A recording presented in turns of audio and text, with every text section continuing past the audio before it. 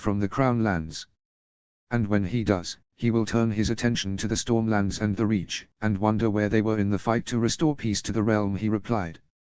Are you threatening us, Lord Baelish? Loras demanded. On the contrary, Sir Loras, I am making an offer for House Tyrell, he replied, just as Loras wanted to stand up and face down the Master of Coin.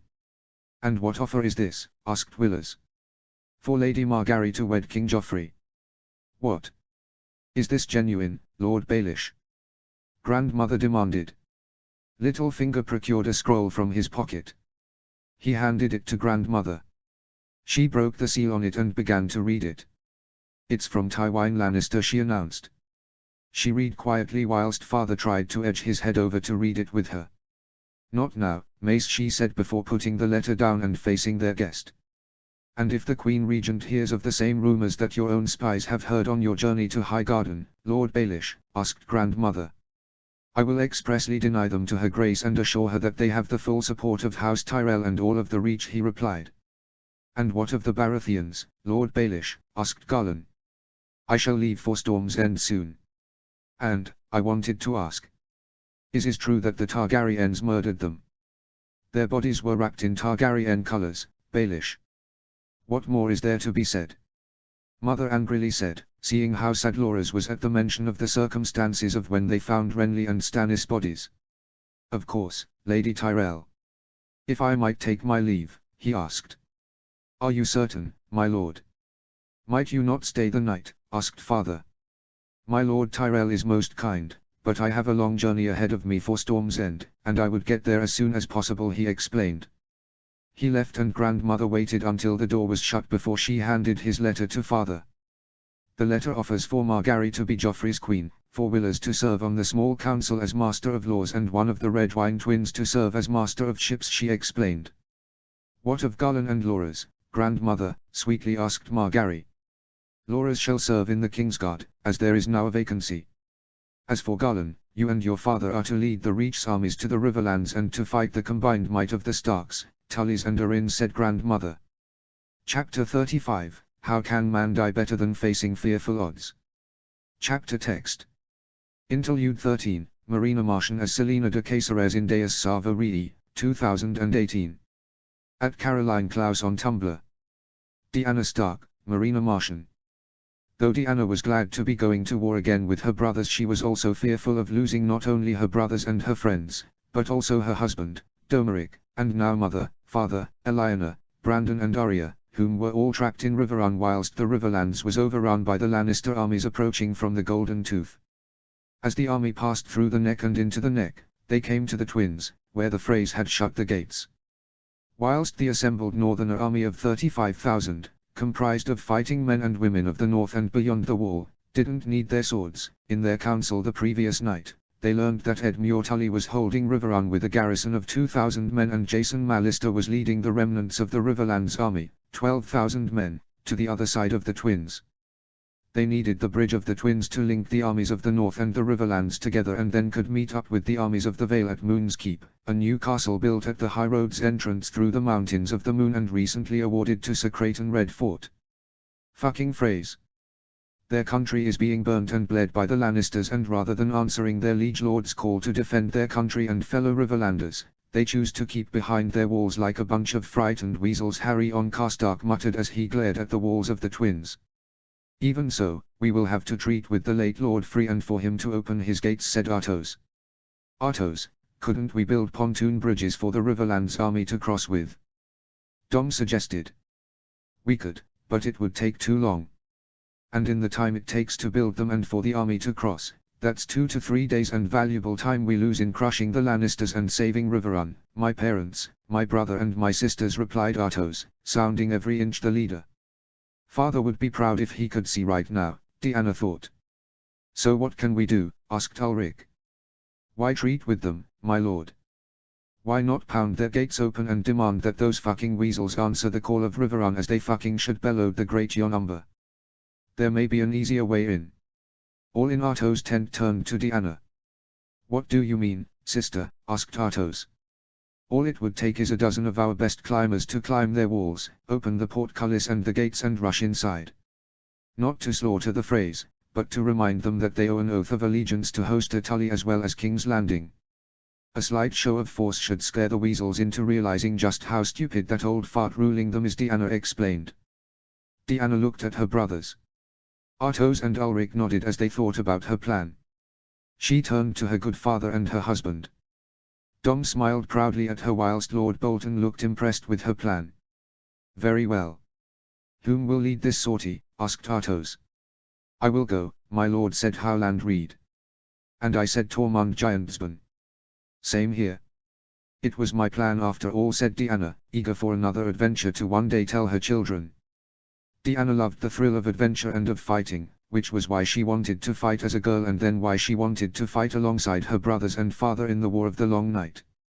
Good luck. Once you open the gates, Lord Ryswell shall lead a squadron of cavalry inside to take them by surprise, said Artos. Aye, my lord. We'll brown the underclothes of those fucking weasels, eagerly said Mark Ryswell. Deanna left the encampment with Lord Reed, Lord Giantsbane and one of Deanna's closest friends from the fighting beyond the wall, Moira Reed. Eager to scare those stupid fucking Freys, Moira?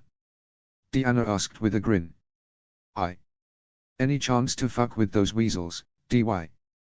They do nothing but mock the Cranogs and my people, she replied with a smile as she held up her spear, not unlike the spear wielded by her lord father. Deanna kept her favorite bow, a dragonbone bow which had been a wedding gift from mother and father, tucked with her arrows whilst she had her bastard sword sheathed and at her side in case it was needed. Bring small rucksacks, laden with weight, but not too much that it will sink, said Lord Reed, before they left. She, Moira, Howland Reed, Tormund Giantsbane, his sons Dormund and Toreg, Owen Nuri and Theo Morval brought the rucksacks and started to creep through Cranogs, which Howland Reed knew very well. It impressed Deanna how skillfully he waded his way through a bog, whilst barely getting his lizard lion leathers wet. They reached a copse of oak trees standing on a small island surrounded by boggy waters, from where they had a clear view of the waters leading underneath from the Bridge of the Twins. Deanna picked a leaf from one of the oak trees and dropped it into the water. She smiled as she watched as it landed on the fast-flowing water and as it floated down the river and underneath the Free Bridge. From the border between the north and the Riverlands to the Great Trident, and either to the Red Fork or to the Bay of Crabs. If only we could be as fast as that leaf and get to Riverrun before the Lannister scum can get to it and defile the Riverlands further. Those Freys look very comfortable behind their fancy walls, fucking southern weasels, Tormund muttered. Well, let's make them feel uncomfortable, said the Lord of Greywater Watch. He then took his rucksack from his back and placed it down on the edge between the river and the island the trees stood on. Put leaves and weeds on the rucksack. The men atop the walls won't look twice when they see us, he explained. Lord Reed was the first to descend into the water, holding tightly onto his rucksack as he did so and using his legs to wade across. Moira and Deanna followed after him, and then came Tormund and his sons before the two mountain clansmen. In spite of the river's water's strength, the weight of their rucksacks kept them in position as Deanna pushed towards the Free Eastern Castle. By the old gods and all my ancestors, my heart hasn't beaten this fast since that ambush we did on the White Walkers in the Frostfangs, Deanna thought as she could just about see the outline of a few soldiers looking at the bridge from the gatehouse. All eyes on the bridge and the Northern Army, but not at the waters. This will be good for the Freys, for them to realize just how little the rest of the world thinks of them. Toreg spat water out as he tried to push his legs out further. Keep it quiet, brother. Dormund loudly whispered. I fucking hate swimming in rivers, especially these southern ones, he angrily muttered as he tried to catch his breath. Try resting your head on your rucksack, Moira advised. Deanna risked a slight peek to see just how further away they were. She grinned as she tucked her head back behind her rucksack. Not much further now, she thought as she pushed her legs out a few more stretches. Her legs were tired by this point, and she was tired. But her spirits were lifted when she saw the outline of Lord Reed reaching the stony beach of the Free Eastern Castle, where the Lord of the Crossing lived. Moira and Deanna arrived soon after. Deanna covered her mouth with her hand, not wanting to risk the phrase hear her pants for breath, just as the Giantsbanes, Owen and Theomore arrived. Lord Reed and Tormund drew climbing picks and ropes from their rucksacks. Now for the fun, said Tormund with a grin as he pierced his picks into the first few stones. Yes, indeed. Now the fun begins. A pity Arya isn't here. She would have loved to have climbed these walls, slaughter the Freys as they feast and stab the late Lord Frey. Diana quietly stabbed the gaps between the bricks with her picks as she climbed underneath Tormund. She looked up to see him climbing quicker than Lord Reed to get to the top of the Freys' eastern castle. Diana looked to her right, at the water tower, directly in the middle of the twinned castles of House Frey. They'd have rung the bells and crossbows would be firing at us if they could see us, Diana reasoned as she climbed directly underneath a window. She peeked through the window to see a large group of Free boys receiving a lesson from a maester. The sweat on her face, neck and hands seemed to be heavier when she could see two scorpions looking down from the battlements. The mechanisms for the gate and the portcullis are up there, she thought before she began inhale and exhale. Tormund was the first to reach the battlements, but he didn't climb over and onto the balcony. He just waited until Howland Reed climbed alongside him, and then Toreg, Dormund, Owen, Theomore, Diana and Mira. On three, Tormund whispered. Together, they whispered 3, 2, 1. On 1, they climbed over and Diana unsheathed her sword. She looked to see 10 soldiers wearing the liveries of House Frey, sitting down on stools lazily whilst drinking and eating. A very fair morning to you, gentlemen, she proclaimed. The Free men at arms looked up in shock to see the 8 northern climbers pointing swords and daggers at them. Stand up and throw down your arms, commanded Mira ferociously. They did as they were bid, but they seemed to be even more surprised that they were being commanded by a Cranchwoman rather than being taken prisoner in this situation. Diana turned around to see a windlass for the gates and a winch for the portcullis. Owen. Theomore. The windlass, said Lord Reed before he turned to the sons of Tormund Giantspan. The winch. The 4 young men did as they were told whilst Diana drew a flag of House Stark from her rucksack. She waved it around a few times for the army below to see. Diana grinned as she could see Lord Ryswell leading 100 cavalry of the Rills towards the eastern castle, followed closely behind by 100 infantry of Carhold. Idiot phrase, Diana thought as she walked down the gatehouse with Mira and her father, whilst Tormund and his sons were forcing their Free prisoners downstairs first. What the fuck is going on? Why have you opened the gates? Diana pointed her sword at a very angry Free knight as he glared at the Free soldiers before he noticed Diana and the others. Sorry for this intrusion, Free, but we didn't like the idea of waiting around or listening to Lord Free list his demands for use of his bridge, Diana greeted him with. He spluttered in confusion and surprise, whilst Mira swiftly disarmed him by stealing his sword and dagger. You shouldn't be a knight if you can't keep a hold of your sword or your dagger, she commented with a grin. They got into the feasting hall, just as Artois had arrived, followed closely behind by Ulrich, Ricard Karstark, Willis Mondaly, Great Yonumber, William Dustin and Diana's good father. Diana smiled when she saw Dom. Dom beamed when he saw her, but he kept his emotion measured, as his father was there. Father always tells me to temper my emotions and save it only for those whom deserve it, Diana remembered Dom telling her as they courted before they had wed. All of them faced the Lord of the Crossing as he furiously was sat at the head of his high table. My Lord Free, merely by keeping the gates shut to prevent our army to link up with the remnants of the Riverlands army, that could be interpreted as a sign of siding with the Lannisters whom dare to raid and pillage your country, said Artois as he crossed his arms and faced him. I can assure you, my Lord Stark, that was the furthest thing from my mind. I merely wanted to meet you face to face before my gates were opened and for the army of House Free to join with Jason Mallister, he replied. Gods, spare us your weasel shit. Of course. Of course there was no need for such drastic measures. Which is why, you will signal for the western castle to open its gates for Lord Mallister and the army to cross, said Artois. Of course, I will do that personally, Lord Stark, said Sir Stephen Free, heir to the twins. Artois nodded to him and he left the feasting hall as soon as he could.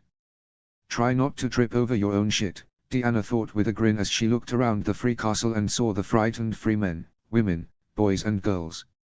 Interlude 14, Photo de Garrett Hidlund, Iragan, Photo Garrett Hidlund, Sven Fangmeyer, Photo 2 Sir 107, Alokine. Lucas Blackwood, Garrett Hidlund. The Lannisters are coming, my lord. Led by the Kingslayer, said the scout, Sir Herdon Blantree. Lucas rode with the heir to Riverrun as he led a group of household knights of House Tully to the other side of the Riverrun bridge. Mark, take your men and get as many of the small folk as you can inside the walls. "We will not leave our people to die at the hands of the Lannisters when they have already suffered so much," said Lord Edmure. "Yes, Edmure. But where will you be?" asked Mark Piper, heir to Pink Maiden. "I will hold the army and the garrison here. If the Kingslayer thinks he can storm the castle, we will prove him wrong," he replied with fervent passion. Lucas rode with Mark and 11 other knights, keeping his hand on his sword, ready for an attack by Lannister outriders. Father and Brynden were with Jason Mallister and the remnants of the Riverlands army, battered and blooded from the fighting ever since the Battle of the Golden Tooth. Lucas had gone with Edmure, hoping to defend Riverrun from the imminent Lannister attack. If it comes to fighting this day, it would be an honor to fight and die to defend the seat of House Tully from the many thousands of Westerlanders whom dare to think themselves above all others. Mark led the column to an approaching train of refugees fleeing from the raids and the fighting. "This isn't fucking war. This is fucking criminal. To inflict theft, rape, murder and destruction on an entire kingdom and its people. For what? Because a lion's pride is more important than the lives of 100 small folk. The Lannisters are coming. You must hurry." Mark shouted to the people. The small folk, already frightened, screamed as they ran, tired and exhausted. Their clothes were bedraggled as they ran to the Riverrun bridge. Lucas looked around the refugees before he spotted the wood in front of the castle's outskirts. Outriders. Sir Mark. Lannisters. Lucas pointed before he drew his sword. Mark looked ahead to see where he was pointing at. "Keep running. We'll protect you," Mark shouted as their screams intensified. Lucas followed after Mark as he charged ahead at the Lannister outriders. They yelled as they rode towards them. The Lannister horsemen, no more than 10, drew swords as they charged toward them. Lucas felt his heart beat a furious tune, whilst his blood, hungry for their blood. "I will kill all you bastards. For all you've done to my country." Lucas came toward a rider, wearing a surcoat with the rooster of House Swyft. Lucas' sword cut down on his chainmail coif, splitting his head open. He groaned a final time as he fell from his saddle and his horse reared and neighed, adding to the sounds of swords clashing, men shouting and cursing for all the world to hear and the wounded and dying screaming. Such is the fate of the rooster when it dares to face the raven, Lucas thought before he sliced at another rider. This one held up a shield with the blue beetle of House Betterly. Lucas smashed his sword down on his shield before he swung his own shield across at it. The blow took him by surprise. He fell from his horse, head first. He landed on his forehead, breaking his neck as he did so. He looked up for his next opponent, but he saw none, for they were all dead. But before Lucas could feel any sense of pride or victory, a knight of House Piper yelled in horror. "My lord! The Kingslayer and his army!" Lucas looked to his front, where he could see tens of thousands of soldiers, sellswords, knights and nobles. "Fucking seven hells," Lucas thought as he exhaled a deep breath he had inhaled. Lucas looked around to see another large group of small folk. "Sir Mark," said Lucas, pointing at them. Mark nodded as he looked at them. "We honor our orders. We protect them," he said. Lucas followed him without question as they rode toward the exhausted small folk, many of whom were begging the gods, whether new or old, for guidance and salvation from the cataclysmic terror. "Get to Riverrun, people. Now," shouted Mark. Lucas saw two wounded men, whom were slowing down their own families. He climbed down from his horse. "Help them up," he said to their families. Realizing what he meant, Lucas helped them hoist the two men onto his horse. "Take good care of my horse," he told them. "Of course, milord." "Old and new gods bless you, milord," said one. "I follow the old gods, the true gods of the world, not the faith forced onto us by the Andal invaders from millennia ago," Lucas thought. Lucas' decision sped the frightened small folk toward Riverrun as the Lannister army approached the outskirts. Mark, Lucas and the knights had reached the drawbridge when he could hear Lord Edmure giving commands from the ramparts. "Archers! At the ready! Get inside, quickly! Lift up the drawbridge!" Lucas panted as he ran toward the drawbridge. Mark and his knights were the first to get across, whilst the fleeing small folk and refugees were the slowest to cross, still exhausted. "No! Help me! Help us!" Lucas turned around to see three common women sprinting towards the castle. Hold the bridge. Lucas shouted. Lucas pierced his sword to the soil and placed his shield next to it before he ran toward them. Hurry! You must hurry! Lucas shouted. Lucas looked up to see over a dozen horsemen, sellswords by the look of them, riding towards the women. You fucking cowards, Lucas thought as he reached for his dagger. He got to the women and pushed them towards the drawbridge. Don't stop. Get to the bridge now, he said as he ran back with them, as he drew out his dagger.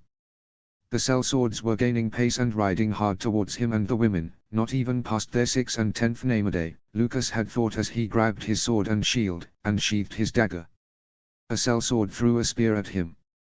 It missed, piercing the ground 2 feet in front of him. Come on. You can do better than that. Lucas taunted before he stabbed his sword into the ground once more and took up the spear. Lucas nodded when he saw the 3 women cross the drawbridge. He looked back at the oncoming sellswords. He thrust the spear toward the horse of the closest one. The horse reared and the sellsword fell to the ground. Lucas swung his spear around, remembering how a Dornishman wielded his spear in the melee of Atoni. It worked, and 2 of the horses reared up, and their riders fell from their saddles. Lucas stabbed a sellsword that tried to slice down on him from his horse. His thrust struck him in the ribs. He withdrew his spear and swung it at the exposed neck of one of the dismounted sellswords. Blood spat from his throat as he fell to his knees before Lucas stabbed another of the dismounted sellswords in the belly. He pulled it out and stabbed a mounted sellsword as he came toward him. Lucas faced another oncoming mounted sellsword and stabbed him. The last of the dismounted sellswords cut down on his spear, breaking it in half. Lucas faced him and stabbed the broken half of the spear into his gut. He groaned as he dropped his sword and reached for the stave impaling his intestines. Lucas looked back at his sword, 3 feet away, as another mounted sellsword rode toward him. He drew his dagger and stabbed him in the leg. He screamed as Lucas dragged him down from his horse. Lucas stomped on his face before pulling his dagger out. He yelled at the remaining 5 sellswords. 2 climbed down from their horses and 1 ran towards Lucas. He thrusted his sword at him. Lucas dodged the blow and sliced his throat with his dagger. The next one swung an axe at him. Lucas blocked it with his shield. He grinned when he realized the axe was stuck in his shield. He pushed his shield aside and thrust his dagger into the sellsword's neck, impaling the apple sticking out of his neck. Lucas pulled the dagger out and looked up at the 3 remaining sellswords, still mounted on their horses. The second son of Titus Blackwood yelled once more before he ran towards them. The one closest to him swung his mace across at him. He blocked the blow with his shield, with an axe still stuck in it, before Lucas swung it across at him. The axe protruding from the shield had knocked him down from his saddle. Lucas ignored the crunching sound of bones breaking and the sellsword's screams as he turned to the second one. Lucas pulled the axe from his shield and threw it at the second sellsword. The axe caught him in the chest and he fell from his saddle, his sword landing on the ground before he did. Lucas ran at the last sellsword and dragged him down from his horse. He fell down, just before he could strike his sword down on Lucas' helm. The frenzied second son of the Lord of Raventree Hall stabbed him thrice in the neck before he looked up to see one of the sellsword running back to his lines with a broken arm. Lucas ran back to take up his sword, wiping the blood from his blooded dagger onto his surcoat as he did so. He remembered father's master-at-arms, Sir Horatis Corley, telling him the importance of having one's squire clean blood from a knight's weapons. Don't clean the blood from your sword, and the blood will rust it. And the more it strikes bones, swords and armor, it will chip. Lucas panted as he sheathed his dagger and looked up to see a company of the Red Cloaks of Lannisport marching toward him. They'll be harder than these sellswords, Lucas thought as he looked at House Blackwood's sigil on his shield, of a weirwood tree with ravens flying around it. Then he looked back up to the oncoming Red Cloaks, whom drew their swords. He counted at least 20 of them. Lucas remained rooted on the edge of the drawbridge as it rested on the blooded grass. 2 of them charged towards him, swords and shields up. For Raventree Hall. Always steadfast. Lucas felt pride and adrenaline as he shouted his home and the words of House Blackwood, though he preferred the saying of House Blackwood, "Thank the gods I'm a Blackwood," which some mistook for the words of their house, similar to how the Lannister words were "Hear me roar," but it was mistakenly thought their words were "A Lannister always pays their debts." The first red cloak was struck down when Lucas' shield swiped across and hammered into his helm. He stabbed the second one, his sword piercing into the navel through his chainmail. He groaned in pain as he turned around, dropping his sword and shield, and walked a few steps before falling onto his face. 3 more came running toward him. Lucas blocked blows from 2 of them with his shield before he sliced his sword at the neck of one of them, whom wore no chainmail there. His throat bled out before Lucas stabbed the second, but his breastplate had blunted the blow. He grunted as Lucas withdrew his sword and stabbed him again. This time, he killed him. But as Lucas pulled hard on his sword, he looked up to see the third slice his sword down. Lucas pulled his arm away in time, but still the red cloak's sword struck his arm. In spite of the chainmail protecting his arm, Lucas looked down to see blood flow from his arm. Lucas dodged the next blow before slicing skillfully down on his hand. He had chopped his fingers off before he stabbed him. Lucas kicked him down as he screamed and looked ahead at the next 3 men. Lucas roared long and loud as they came toward him. He bashed one with his shield, knocking him down into the waters below. He turned to the other 2. He managed to block a strike from one whilst stabbing the second as he tried to thrust at Lucas. His thrust missed his helm, but gashed the top of his shoulder. Lucas grunted as the sword fell from his shoulder and then struck down onto the third man, eviscerating his breastplate. Lucas then stabbed him in the face as the first man climbed out of the waters. Lucas turned around and slit his throat. The rest of the red cloaks came charging toward him, but still the Knight of Raventree Hall and of House Blackwood stood where he was and was ready to fight. He swung his shield at the helm of one, stabbed the neck of a second and then sliced the throat of another. He pulled his dagger out and threw it at the helm of a fourth. The one he swung his shield at managed to pull his helm off, but his face was battered and bleeding as he took up his sword. Lucas blocked his blow and then sliced at his face, denting his skull open. He turned back around and clashed swords with one red cloak and disarmed him with his shield before stabbing him in the center of his breastplate, thrusting it until he could hear steel impaling through flesh. Lucas pulled his sword out and sliced at the neck of the next, cutting his head half off before facing the next one. He blocked an overhead blow with his sword and then bashed into him with his shield, knocking him into 4 of his comrades. As they shouted at each other to get out of the way, Lucas stabbed one of them and then sliced his sword across at exposed heel of another. He stabbed the man as he screamed, falling to his knees. Lucas cut the throat of another red cloak before another smashed his shield into him. Lucas yelled as he felt the shield bash into his helm and his sword fell from his grasp. Lucas took off his helm and used it as an alternative weapon. He bashed his helm across at the face of the red cloak, battering him down and knocking him onto his back. Lucas picked up his sword and faced the remaining 3. Lucas blocked one's 2 strikes with his sword before he bashed his shield at his hand as he tried to swing his sword at Lucas' shield. The blow disarmed him of his sword. Lucas thrust his sword at him. The thrust cut into his hip. He screamed before he bashed his shield into Lucas' face. Lucas groaned as he fell to the ground, feeling blood pour from his forehead and from his mouth. But then he looked up to see the shield which had harmed him. He felt a deep anger as he stared at the golden lion of House Lannister. House Blackwood. Raventree Hall. Always steadfast, he roared as he stood himself up and stabbed him. The remaining 2 looked frightened as they faced Lucas. They attacked simultaneously at him. Lucas blocked both blows with his shield at the same time before he sliced at the knee of the first. As he fell to his knees, Lucas beat the helm off of the second man and stabbed him in the face before he cut the throat of the first man. Lucas turned around to see the Lannister army, still watching him. And he could see directly in front, was a man sat on a beautiful white horse, wearing similar armor to the red cloaks, but with golden pauldrons of a lion's head. His hair was golden and his face was one of the most handsome Lucas had ever seen. Kingslayer. Enjoy watching your men fall to the sword of one man. Come back. Come back, Lucas, cried Edmure from atop the gates of Riverrun. Lucas held his sword and shield up, ready for another attack. He looked at the Kingslayer and saw how a group of knights readied themselves as if to prepare themselves to attack him. But the Kingslayer held his hand up and stopped them. Is he giving me leave to enter Riverrun?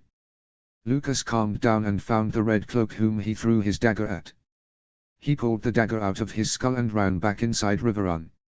He panted in exhaustion as he looked to see drawbridge being raised. But as he entered inside, small folk and soldiers both clapped and cheered, not for House Tully, but for him. Lucas couldn't believe how this adulation was for he, and not for the Lord of Riverrun, whom had given the orders for small folk to be saved from the Lannister onslaught. Lucas saw Lord Edmure walk down from the ramparts and he ran to him. "Gods, Lucas! What in the seven hells were you thinking? Taking all those men on your own?" he demanded. "You ordered for us to rescue small folk, my lord, and so I rescued those 3 women and gave them time to get away from the sellswords and then gave you time to prepare for an attack, my lord," Lucas replied before a servant passed him a water skin. "My thanks," gratefully said Lucas before he greedily drained all water from the water skin. "By the old gods, I needed that. And now I need to see a maester," he thought as he walked through the adoring crowds. Chapter 36, Old Oaths. Chapter text. Ashura X. "My lord, your lord father is dead," said Maester Vimen. Ever since the invasion of the Riverlands by the Lannister armies, Edmure Tully's anger was waxed. But now, at the news of the death of his father, his anger had begun to wane as he sat in his father's solar. "I'm sorry, my lord," said Ned. "Leave me," he demanded. Ned led Ashura, Brandon, Sir Robin Roger and Sir Desmond Grell out of the solar. "Though I hold no love for his father, it is a sad time for House Tully," she thought as she remembered Hoster Tully's demands for Ned. During Robert's rebellion, Ned and Jon Arryn had come to Riverrun for help from the Tullys of Riverrun to fight the Targaryens. The ambitious Lord of Riverrun had wanted for both to marry his daughters, Catelyn and Lysa, in exchange for his armies. Jon Arryn had wed Lysa, but Ned had already wed Ashura in the Eyrie when they had journeyed together to the Eyrie after they had begun to court in Harrenhal. Hoster Tully was irritated at the news that Ned was already married and tried to convince him to divorce Ashura, even claiming the Lord of Winterfell deserves better than a Dornish harlot as his lady wife. It was only thanks to Jon Arryn calming Ned and Brynden the Blackfish calming his brother that Ned hadn't come to blows with him, and Jon Arryn convinced Hoster Tully for Catelyn to wed Stannis Baratheon and be Lady of Storm's End once Robert was king. Tully had finally agreed to it and to being Robert's master of laws until ill health forced him to retire, but had still claimed that Ashura was unfit for Ned. In spite of his daughter not becoming Lady of Winterfell as he had hoped, he was acquiesced that his daughter was Lady of Storm's End and that her children had a claim to the Iron Throne. Would it be so terrible for just one generation of the Lord Paramounts of all Westeros to not ambitious men and women and eager players of the game? The realm would be so much more peaceful, Ashura thought as she looked out from the balcony, overlooking the great castle of Riverrun.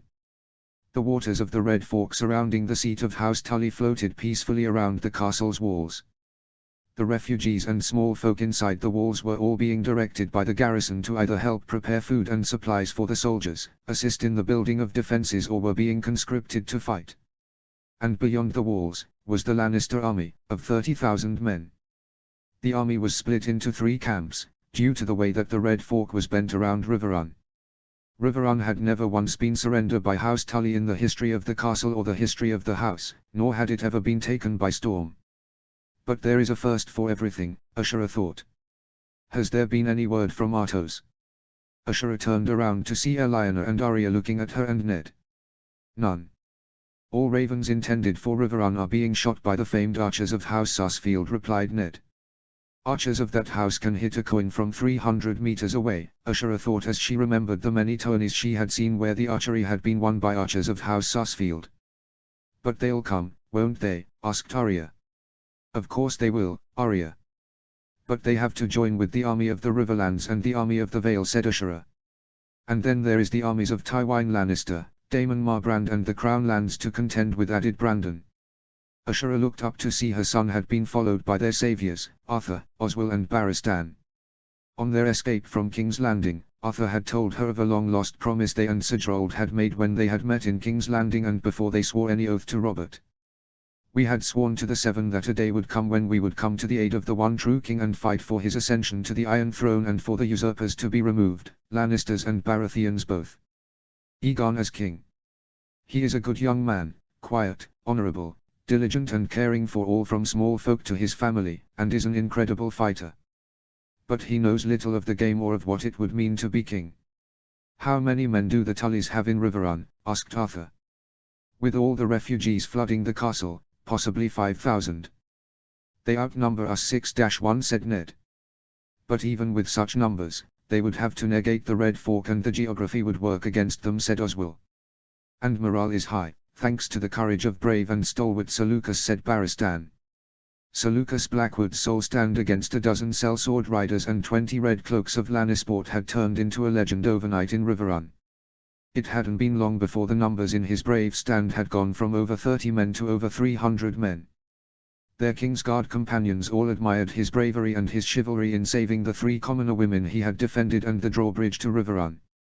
Not to mention, the armies of Winterfell, the Eyrie and the remnants of the Riverlands army marched to save Riverrun, said Brandon. True, but most of them have never seen a battlefield, and, forgive me for saying this, my lord and lady, they are led by boys whom have never commanded a battle, said Arthur. That's where you're wrong, Arthur. The Northern Army spent over a year fighting beyond the wall. Artos has fought in 10 battles, and in 2 of them he held command, explained Ned. Perhaps so, but they were all wildlings and barbarians, said Arthur. You'd be surprised, Ned simply replied. Will he not tell the truth? Or does he simply not want to admit Roriger was right all along? Not even I want to do that, because even if he was right, his methods to fight it were all very wrong. Algerdus 13.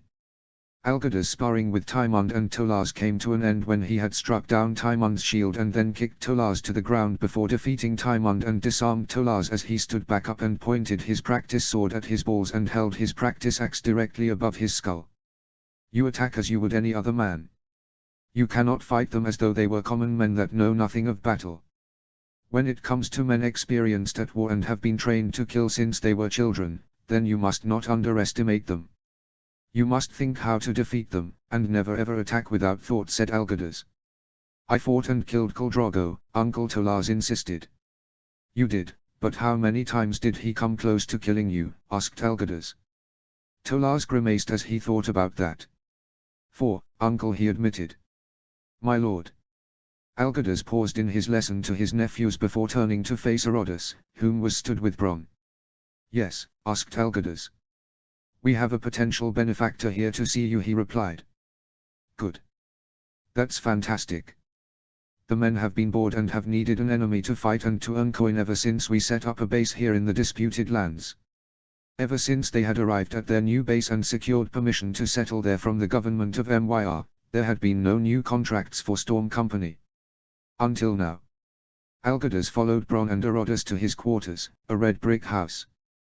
The stronghold was built of red brick when it had been a caravanserai for traveling trade convoys and merchants, but had been in ruins for 50 years ever since a Dothraki raid had burnt it half to the ground and all merchants and locals there had been murdered. The local small folk living in villages near to it had given it many times, but Storm Company had named it Redhold. In the weeks since Storm Company had established themselves there, they had reinforced the gaps in the walls and the buildings with wooden palisades and piles of wood and stone. And thanks to merchants and caravans traveling there, the men had access to food and wine, as well as hiring small folk to renovate a disused well for water. Inside Algerdus' house, there was a young man, younger than Algerdus, but older than his nephews. He was of Volantis, Algerdus noticed. He recognized him from the Battle of Aquosdene and from the feasting and celebrations in the Magi Palace in Volantis. He was handsome, with trimmed dark hair but violet Valyrian eyes, reminding Algerdus of Viserys Targaryen. From what he wears, including the tiger pelt on his fancy clothes, he is of the Tigers of Volantis, but he isn't a Magi. Welcome, my lord. It's been a long time since I last saw you at the victory celebrations in Volantis, said Algerdus. You have a good memory, my lord. My name is Jaerevar Linaron of the Tigers, and I have an offer for Storm Company, one in which I promise will guarantee plenty of wealth and plenty of fighting for your great company, he said. That remains to be seen and heard, Algerdus thought as he turned to Arodus and Bronn. Arodus nodded in thought whilst Bronn raised a brow and crossed his arms as he faced their potential benefactor. Go on, Lord Linaron, said Algerdus as the 4 were seated down. As I said, I have a great offer for Storm Company. Quite simply, I wish to conquer the 3 cities of Slavers Bay, Astapa, Yunkai and Meereen. The 3 cities of Slavers Bay. When the smallest of them, Astapa, dwarfs King's Landing in size.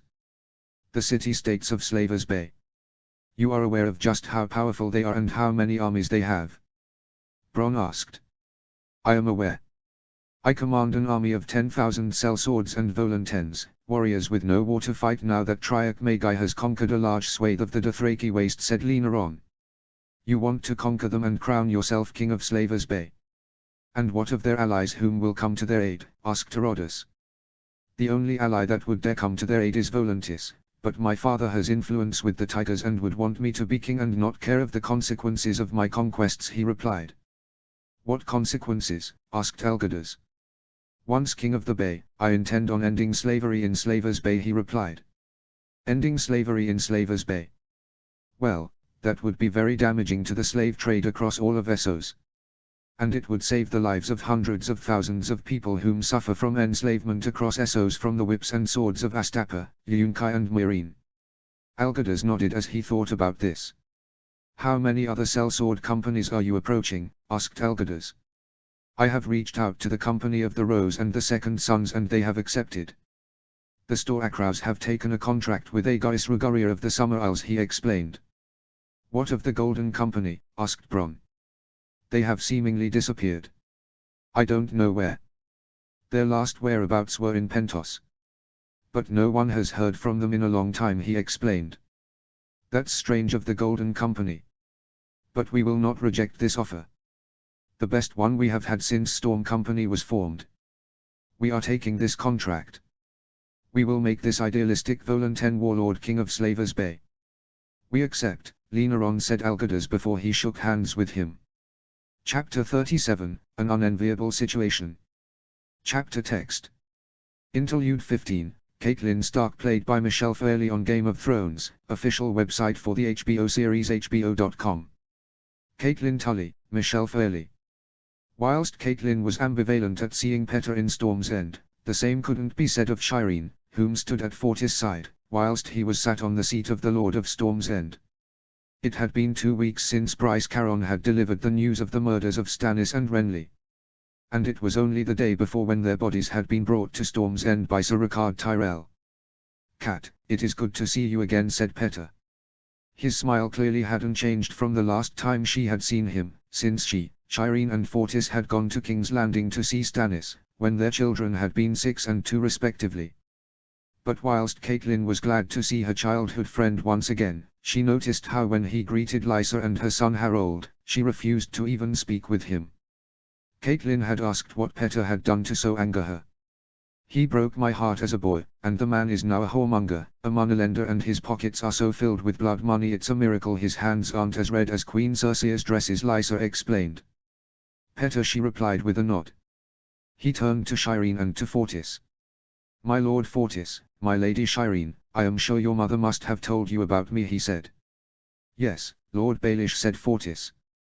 In spite of how saddened he was at the murder of his father, Catelyn was proud of how brave he was, in taking his seat as Lord of Storm's End and doing his duty in giving audiences to his bannermen and the small folk of Storm's End.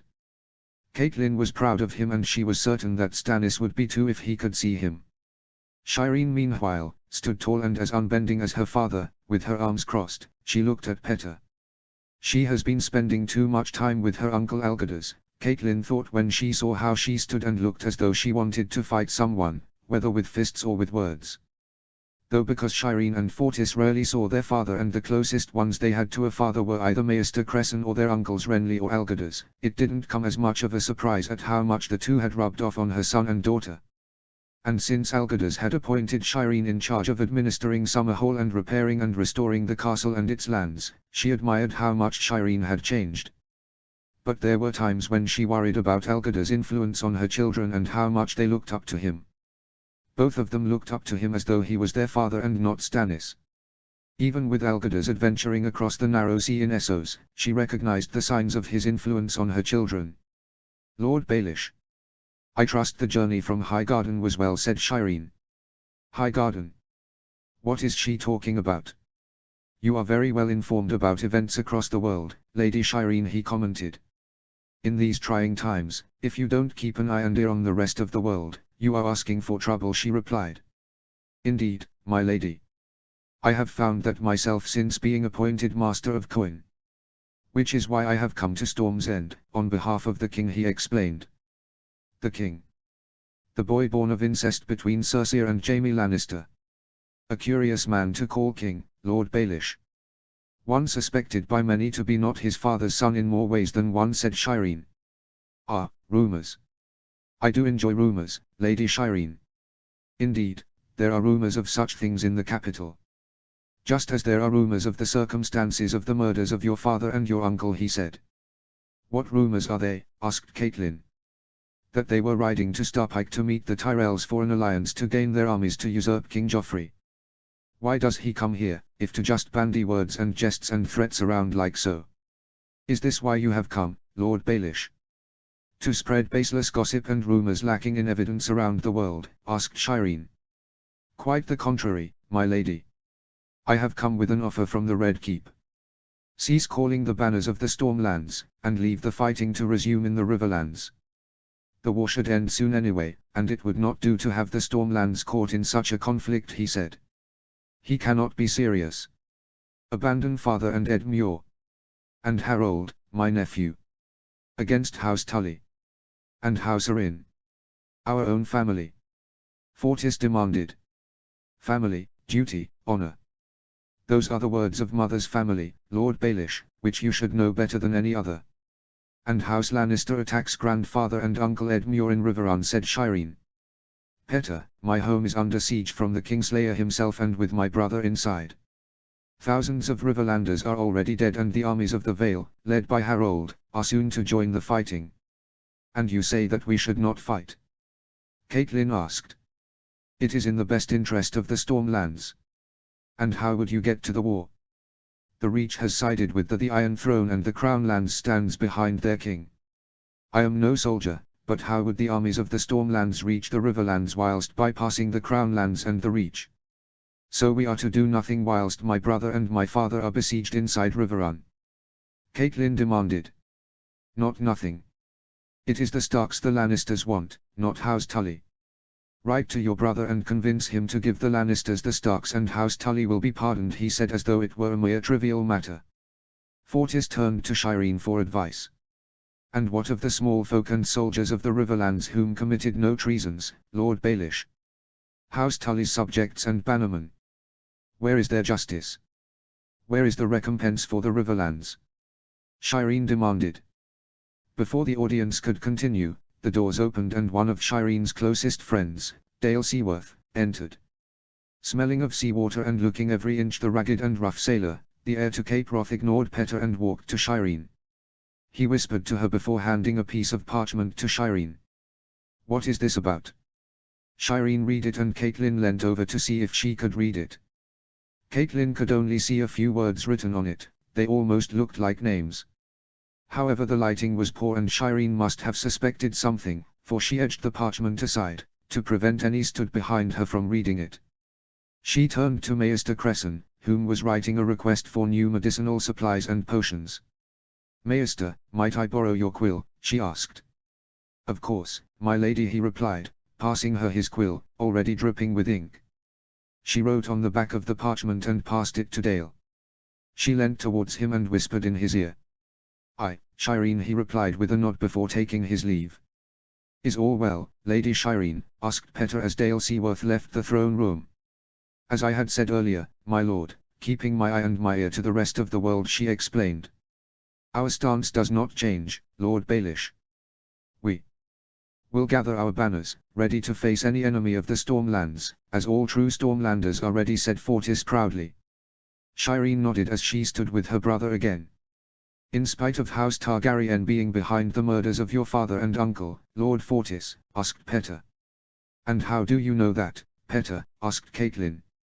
Why, it is just as your daughter said, Cat. Keeping an eye and an ear on the rest of the world, he replied. And yet House Tully is family, as is House Arryn. You may not think much of the family that raised you and tutored you, Lord Baelish, but they are still family to House Baratheon, said Shireen resolvedly and strongly. Robar v.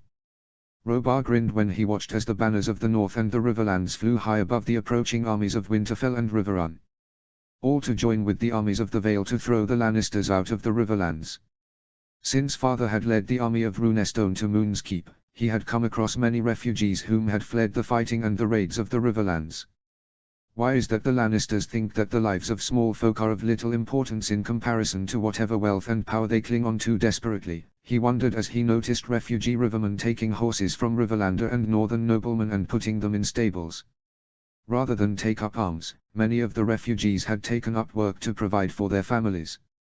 In the feasting hall, all nobles of the Vale, the North and the Riverlands gathered for the planning to fight the Lannister incursion. Artos Stark, Harold and Sir Brynden the Blackfish stood at the head of the table, as servants prepared a large map of the Riverlands on the center of the table. "My lords, we have a difficult situation," said Lord Artos before nodding to Sir Stephen Frey, heir to the crossing. "My lords, Tywin Lannister has taken residence in Harrenhal, from there he has an army of 30,000 men. Whilst Jaime Lannister besieges Riverrun with another army of 30,000 men. And Daemon Marbrand besieges Castle Deary with 10,000 men," announced the heir to the crossing. As he did so, Arto's squire, a free boy called Oliver, began placing lion pieces on the map whilst all wolf, fish and falcon pieces were at Moon's Keep. "So, what can we do?" asked Harold. "We should confront Tywin Lannister. And once he is defeated, we push towards Riverrun and then to Castle Deary," suggested Lord Umber of Last Hearth. "Lord Umber, if we did that, we risk allowing Riverrun and Castle Deary to fall into Lannister hands," quietly said Lord Roose of House Bolton, whose very voice gave Robar a shivering feeling down his back. "Could we attack them all at once?" suggested father. "We could, Lord Royce, but Tywin Lannister blocks us from reaching Castle Deary or Riverrun," said Sir Brynden the Blackfish. But it was as he said that Artos looked inspired. "What if we did just that?" "What do you mean, Lord Stark?" asked Sir Brynden. "If we trick the old lion that we are marching on him, but in reality, only a splinter force is marching to face him," he suggested. "If we did just that splinter force risks being slaughtered. Even if he is an old man, Tywin Lannister is no fool, whether to intrigue or to the battlefield," said Harold. "True, but no doubt he thinks myself and you, Lord Arryn, are young green boys whom know nothing of war. We have 64,000 men here. If Sir Brynden was to lead an army of 30,000 men, comprised mostly of archers and infantry, they would trick Tywin Lannister." "At the Green Fork," said Artos, pointing at the Green Fork as he said this. "All whilst I lead a cavalry army to relieve Riverrun of 10,000 cavalry. Lord Arryn leads an army of the Vale to relieve Castle Deary, and Lords Mallister, Royce and Bolton lead the remainder of the army to circle around and liberate Harrenhal. This will crush most of the enemy armies and prevent them anywhere in the Riverlands to rest their army that isn't already occupied by them. And it will give us the chance to liberate all other castles, cities, towns and villages under Lannister occupation," said the heir to Winterfell. "Clever. That is fucking clever. And he's right. The old lion would never think that a man as young as Artos Stark would think up such a plan." Since seeing Artos briefly when he had gone to Winterfell with Harold for his wedding to Rhaenys Targaryen, he knew that he was a hardened warrior from the fighting beyond the wall for over a year. The armies of the north were clearly hardened from fighting beyond the wall, and their numbers were bolstered by the wildlings whom had sworn allegiance to Winterfell. And the armies of the Vale were bolstered by 2,000 mountain clansmen, and all were hardened from the fighting at the Battle of Iron Oaks. As for the Riverlands army, they were hardened from fighting the Lannisters. "What say you, my lords?" asked the heir to Winterfell. Looking at the noblemen of the north, Robar could see that they were largely impressed with the son of their liege lord. The noblemen of the Riverlands looked glad of the opportunity of tricking the Lannisters and liberating their homeland from them. As for the lords of the Vale, they looked inspired by the plan. The lords whose names were mentioned, including father, looked eager at the chance of commanding. "It's a good plan, my lord." "When shall we march?" asked Jason Mallister. "In 2 hours. But first, we need to send scouts out to get a lay of the land and locate the best routes for our armies to take to avoid Tywin's army," said Artos. Robar and Ander joined father as he talked with Roose and Domeric Bolton, Jason and Patrick Mallister. "Once we move out, we follow a farmer's trail onward to Harrenhal. It's a largely forgotten route which rivermen whom hated the whores of the Iron Islands took to avoid marauding groups of Ironborn. It leads to the outskirts of Harrenhal. It is perfect to get to Harrenhal stealthily, said the Lord of Seaguard. Chapter 38, A Three-Pronged Attack. Chapter Text. Aegon 9. Aegon chose to fight alongside Sir Brynden the Blackfish, hoping for the chance to see the man whom tried to have mother, Rhaenys, grandmother and Aunt Daenerys murdered in the Red Keep when he was just a babe. You tried to kill me many years ago, Tywin Lannister. I'm still here and I will soon kill you, and you will soon join Lorque and Clegane in the Seven Hells, for all atrocities you've done to Houses Rain, Tarbeck, to my family, to the people of King's Landing and now the people of the Riverlands. He rode alongside Harry Cley, Benfred, Roderick and Asher as they led the northern contingent fighting under the command of Sir Brynden the Blackfish.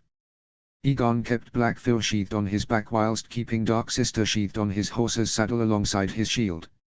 It was a shield used by the Knights of White Harbour, awarded to him by Lord Wyman after he personally knighted him. Aegon watched as the army of 64,000 men divided into four, with Sir Brynden led the largest part of the army down the road to confront Tywin Lannister. It took 2 days before they could reach the Green Fork. But it was on the first day of the march that their scouts, led by Sir Winfrey, whom brought good news with a mischievous grin. The old lion has taken the bait, Sir Brynden, he announced. They rode to a dry riverbed, where there was not a single stream of water inside, but dried earth. We'll hold them here. Cover the riverbed with branches, grass and leaves from the wood, ordered the legendary Blackfish. Aegon accompanied Harry as he led men of Carhold to started to line up infantry positions, and archers were being set up by the shields of the spearmen. As Aegon thought about fighting the Lannisters, he also thought about the letter he had sent to Lyanna.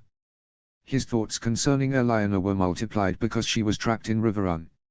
If she is harmed, I will kill every last Lannister soldier it takes to get to Tywin Lannister and Jaime Lannister, and I'll emasculate them and let them bleed to death, he promised himself. A loud war horn tore him away from his thoughts of Lyanna. He looked ahead to see the banners of the Westerlands marching toward them. And at the head of the banners, the highest of them all, was a great red banner with a golden lion in the center. Tywin Lannister, Aegon thought as he spun Blackfyr on the ground. Men of Carhold, to your positions. Let's show these stupid southern scum how the men of the north fight, shouted the heir to Carhold. Aegon ran alongside Harry and stood alongside him as they joined the infantry lines. Aegon looked up and down the line at their army. Rivermen, Northerners and Valiman. All united together to halt the Lannister invasion and force them from the Riverlands.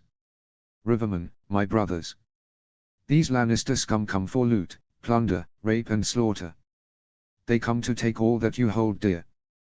Will you give that all up without a fight? Asked the Blackfish as he stood tall and proud in front of them. No, they shouted. Or will you stand with me and fight for what's yours? He asked. Their reply was cheering and bashing their weapons on their shields. Many rivermen began to chant Blackfish. Blackfish. Blackfish. It wasn't long before the Northerners and the Valiman joined in the chants for the legendary Blackfish of Riverrun. But then, another war horn was sounded. Aegon looked in the distance and saw 3 forces of infantry marching toward their positions, one in the center and the other 2 on the right and left, forming a shape like a crescent moon. And at their flanks, were cavalry. Archers. Ready, yelled the Blackfish. Spears and shields. Phalanx, he added. Taking up a spear, Aegon joined the phalanx with Harry He inhaled a deep breath as he looked through a shield gap at the approaching infantry. Kill them all, was yelled from an enemy nobleman on horseback behind the infantry. The infantry began to charge, soon to come to the riverbed, which they hadn't seen. But it was too late when they did reach it. Hundreds of them fell inside the riverbed, breaking their charge and taking the wind out of the assault. Fire, shouted the Blackfish. The archers wounded and killed hundreds of infantry. Aegon exhaled as he watched as many struggled to climb out without getting shot full of arrows.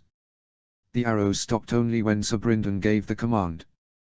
Then they climbed out and fell back to their positions. The cavalry covering their rear retreated also. Aegon and Harry cheered and taunted the retreating Westerlanders. But when he turned to their commander, he could see that Sir Brynden was neither cheering nor taunting the enemy. Sir Brynden, asked Aegon. That was just a test. Tywin was seeing what we had and whether we could withstand an attack. The next assault will be more clever, he explained. Fucking heartless bastard. Sacrificing hundreds of his own men just to ascertain his enemy's strengths. Sir Brinden's assumption was correct, for the next wave was larger, with at least 10,000 men slowly marching toward them, and with archers behind them. Archers. Knock. Draw loose. Shields up. Up. Brace yourselves, lads, shouted the Blackfish. Egon panted in shock as he saw 2 arrowheads protruding through his shield. He hated hearing the screams and groans of men behind him, either wounded or killed. Quick march, came a cry from the Westerland troops. Once we beat these bastards back, we will need to fall back. We have less than 2,000 cavalry. They must have quadruple that. Hold the line, cried the Blackfish. Egon looked through the gap as they were marching towards the dry riverbed, taking care at the 7-foot fall to the bottom. And once they reached the other side, they would have 3 feet of ground before being impaled on pikes and spears. They halted on the command until archers fired at them again. As the archers fired many volleys down on them, the infantry began to cross the riverbed. It was a good plan, until now, whispered Harion. We can hold these southern scum, said Egon as he tightened the grip on his spear. And he looked up and saw a Westerland's Levi charging with a small shield and sword straight at him. Egon thrust his spear into his gut. He groaned as he fell to the ground and was spluttering as he clutched his bleeding and gaping wound. Egon thrust his spear at a red cloak. Though he killed him, his armor had broken Egon's spear. Egon threw down the remainder of his spear and unsheathed Blackfyr. He looked around to see hundreds of spears breaking as they came to grips with the infantry of the Westerlands. A knight charged toward Egon with a sword and a shield. Egon thrust Blackfyr at him, stabbing him in the breastplate, which could not withstand Valyrian steel. The phalanx broke as more infantry poured into the breach. Egon sheathed Blackfyr and unsheathed Dark Sister and used his shield as he fought against a large knight with an axe. He chopped his axe down on Egon's shield. Egon glanced the axe aside with his shield and then stabbed him hard in the belly with Dark Sister. He groaned as the Valyrian steel pierced through until the crossguard was touching the knight's breastplate. Egon beheaded a knight as he tried to chop down onto Harion with a pole axe. But as he came to fight another knight, he spotted a familiar face. He saw a lord giving commands from his horse. Laurent Lork. At last, I can kill you and show you why the Manticore should never have made an enemy of the dragon. Do send your cousin my regards in the 7 hells, and tell him of how I killed you, you fucking cunt. Egon made quick work of his opponent, smashing his shield onto his hand before cutting his throat. He beheaded an infantryman whom tried to stab him with a spear. He stabbed a red cloak just after beheading his previous opponent. Then he saw Lork climb down from his horse. Egon dented a knight's helm with Dark Sister, splitting his skull open and letting brains and blood drain down before he came to the disgraced knight. Lork! Egon shouted. Lork turned to face Egon as he pulled his helm from his face. I swore I would kill you, you fucking coward, Egon snarled. Lork grinned. Do try, little lizard. Maybe when we're done here, I'll pay a visit to your sister, your aunt, your mother and perhaps even that Stark girl, Elena. I'm sure they could all do with some comfort long after you and your Stark friends are dead, he taunted. You fucking cunt. You will never ever say her name again. Egon roared ferociously, as long and as loud as he could, sounding like an umber as he did so. He sliced his sword down on Lorca's sword. It shattered into pieces. Lork stared in shock before Egon swiped his shield across at Lorca's unprotected face. The knight fell on his ass, groaning as blood and teeth fell from his mouth. He looked up in terror as Egon approached him, stomping his foot down on his breastplate. Mercy, please. I never would have harmed you in Winterfell. I was only jesting just now. Please, my prince. Please. I beg of you, he screamed. Your cousin said the same before Uncle Ned chopped his head off. Egon replied before chopping his head off. Fucking Lorks, thought Egon as he spat on his headless corpse. Retreat. Retreat. Fall back. Egon looked up to see the Westerland's troops were falling back. Egon ran back to his own positions. Fall back. We retreat, commanded the Blackfish. Egon rejoined Harion and his men and together they left the battlefield. Aegon turned around to see the Lannister men not pursuing them. Fucking idiots. Oh, to be a fly on the wall when Tywin figures out Arto's plan and how he tricked him. Interlude 16, Marco Ills, IMDb. Sigornthon, Marco Ills. Gods, it's so fucking warm down here in the south, Sigorn thought as he took his furs off, grumbling as he did so. Sigorn enjoyed living beyond the wall, especially now that in the new home of the Thons, Winterfell had built them sturdy walls, houses and buildings. There was heating inside these buildings. There was glass gardens which provided food for when the snowstorms were too powerful to go out and hunt or fish. It was always interesting to visit Winterfell with father, as the future Lord of Thundercrest and leader of the Thons. As much as he preferred life beyond the wall, he found the Southerners interesting and he saw past the stories of crows, Southerners and Kneelers he had been told of as a boy growing up by father, Tormund Giantsbane and Mande Raider. But in spite of them in the north being a mix of First Men and Andals, they were still Northerners at heart and looked down on the Southerners below the neck as puny weaklings. And here in the south, Sigorn saw the Southerners as puny, soft and weak.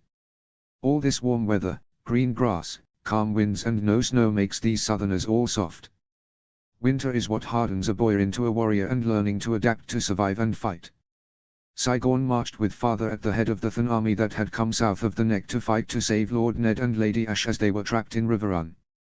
Most of these places south of the Neck, Sigorn had never heard of.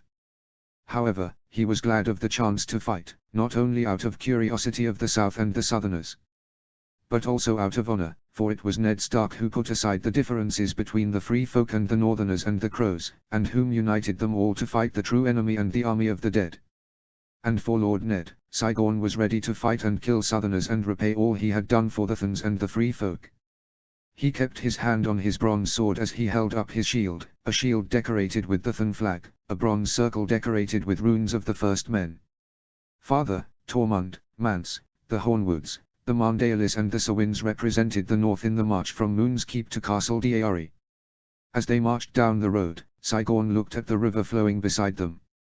If there is one thing I like about the south, it's swimming in the southern rivers, they are so nice and warm, he thought as he looked at father leading on his horse. The Lannister army is up ahead, said the Lord of the Uri, Harold Arryn.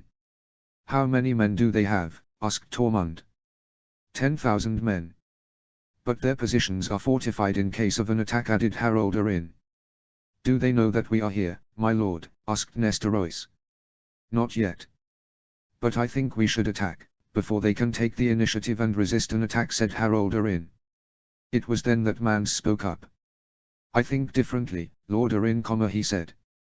What do you suggest, Lord Raider? Asked Harold Arryn. Sigorn glanced at the southern lords looking at Mance with disgust. Fuck off, southern shits. He's come to help fight and throw the fucking Lannister fucks off the Riverlands. He's brought 3,000 men for it. Show some fucking respect. He's certainly fucking earned it after becoming king beyond the wall. I say we'll lure them out. We'll let them think that Lord Arto's entire army is marching past them. They'll send knights out to spy on them. Whilst the eyes of the camp are on those knights, no eyes will be watching the sides, he said. The sides from which we will launch surprise attacks, said Harold Arryn, realizing what he meant. I said Mance.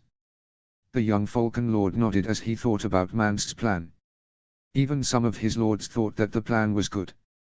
We'll need some to act as the bait for this plan, said Meja Sawin. I will do it, my lord Arryn, offered Willis Mandaeli. You are ready for this, Sir Willis? Asked Harold Arryn. I am, my lord, he replied. The young Falcon Lord had the Northerners placed on the western flank, led by Meja Sawin, whilst he led his own men on the eastern flank. Sigorn hid with father and the Thons of Thundercrest in a small riverbed on the other side of the large Lannister campsite. Seeing it reminded Sigorn of the northern encampments they had built during the War of the Long Night. They are going. They are going. The Mandaelis are marching their army up the road. The Lannister fucks will see them soon, said Tormund as he was running past to rejoin his father and the men of House Giantsbane. It will be interesting to see how these Southerners fight and to kill a lot of Southerners, said father. Father. I'm looking forward to it already, said Sigorn as he unsheathed his sword and readied his shield. Within minutes, as Sigorn looked up, he could see the eyes of the camp were all on a force of knights riding out of the camp and toward where the Mandaeali army was. It also looked as though they were mustering, thinking that they could take on the Mandaeali army. "We'll have them soon, the southern scum," Saigon thought as he wielded his sword in a few circles. Saigon and father looked to their left at the Sawin positions. Major Sawin held up a large axe, just like his sigil, made of Valyrian steel called Vorpal. Without words, he just waved his axe once and climbed out of the riverbed, followed by his men. Saigon and father led the Thans out the riverbed and Saigon roared as he charged with father toward the Lannister encampment. The Lannisters turned toward them and many of them shouted that they were under attack. A few ever screamed at seeing the mighty Thans as the ones charging onto them. Saigon pushed aside a set of sharpened stakes and came toward a southern soldier, wearing fancy steel armor, that he knew would slow him down. He tried to stab at him with his sword. Saigon glanced aside his sword and then sliced his own sword at his neck. The blow had cut his head half off before Saigon faced another. This one tried to impale him with a spear. Saigon held the spear's thrust back with his shield before cutting his sword down on the spear, breaking it in half. Saigon ran toward him and stabbed him hard in the gut. As he wrenched his sword out, he looked up to see a knight take up a large sword to cut down onto his men. Saigon pulled him down from his horse and held him down with his foot stood on his helm before Saigon stabbed him just below his chin. Saigon charged at two archers whom were drawing their bows back and with arrows aimed at the Valyman. Saigon sliced his sword down the back of one of them. He screamed as he fell on his face. Saigon finished him off with a stab to his throat before facing the second. The second threw down his bow and took up a sword. He sliced his sword onto Saigon's chest. Saigon blocked the blow with his shield and pushed him back a few paces. Saigon cut down onto his head, protected only by a chainmail coif. It had split his head open, with blood and brains spilling out. Saigon spotted what looked like a southern lord sat on a horse and was wearing very heavy and thick armor, Saigon could see. Even his horse was wearing armor, which Saigon thought was stupid. He had a golden wreath sigil on his breastplate as he stabbed one of Manst's men and then slit the throat of one of Tormund's men. Saigon ran toward him and cut his sword across at the horse's head. The blow had been blocked by the horse's armor, but the horse clearly felt the blow, for it reared up in shock. And as he reared up, Saigon laughed at seeing the lord fall from his horse and land on his ass. He looked up at Saigon and charged at him with anger. Saigon blocked his first few blows with his sword before the lord tried to stab him. He managed to block the lord's blow with his shield and the shield knocked the sword to the side, giving Saigon the chance to cut across at his hip, which he noticed was protected only by chainmail. The lord groaned as he fell to his knees. Saigon stabbed him through his throat as he rested on his knees. The lord fell down, dead, and Saigon took up his sword, thinking it a far better sword than his old bronze sword. "Lord Algood is dead. Lord Algood is dead," screamed a southern soldier whom recognized the dead lord. He charged at Saigon, but he blocked a blow from this man's mace before Saigon stabbed him. As he pulled his sword out, he saw how less than 2,000 Lannister men began to retreat, through a gap in the attack, led by their leader, Daemon Marbrand.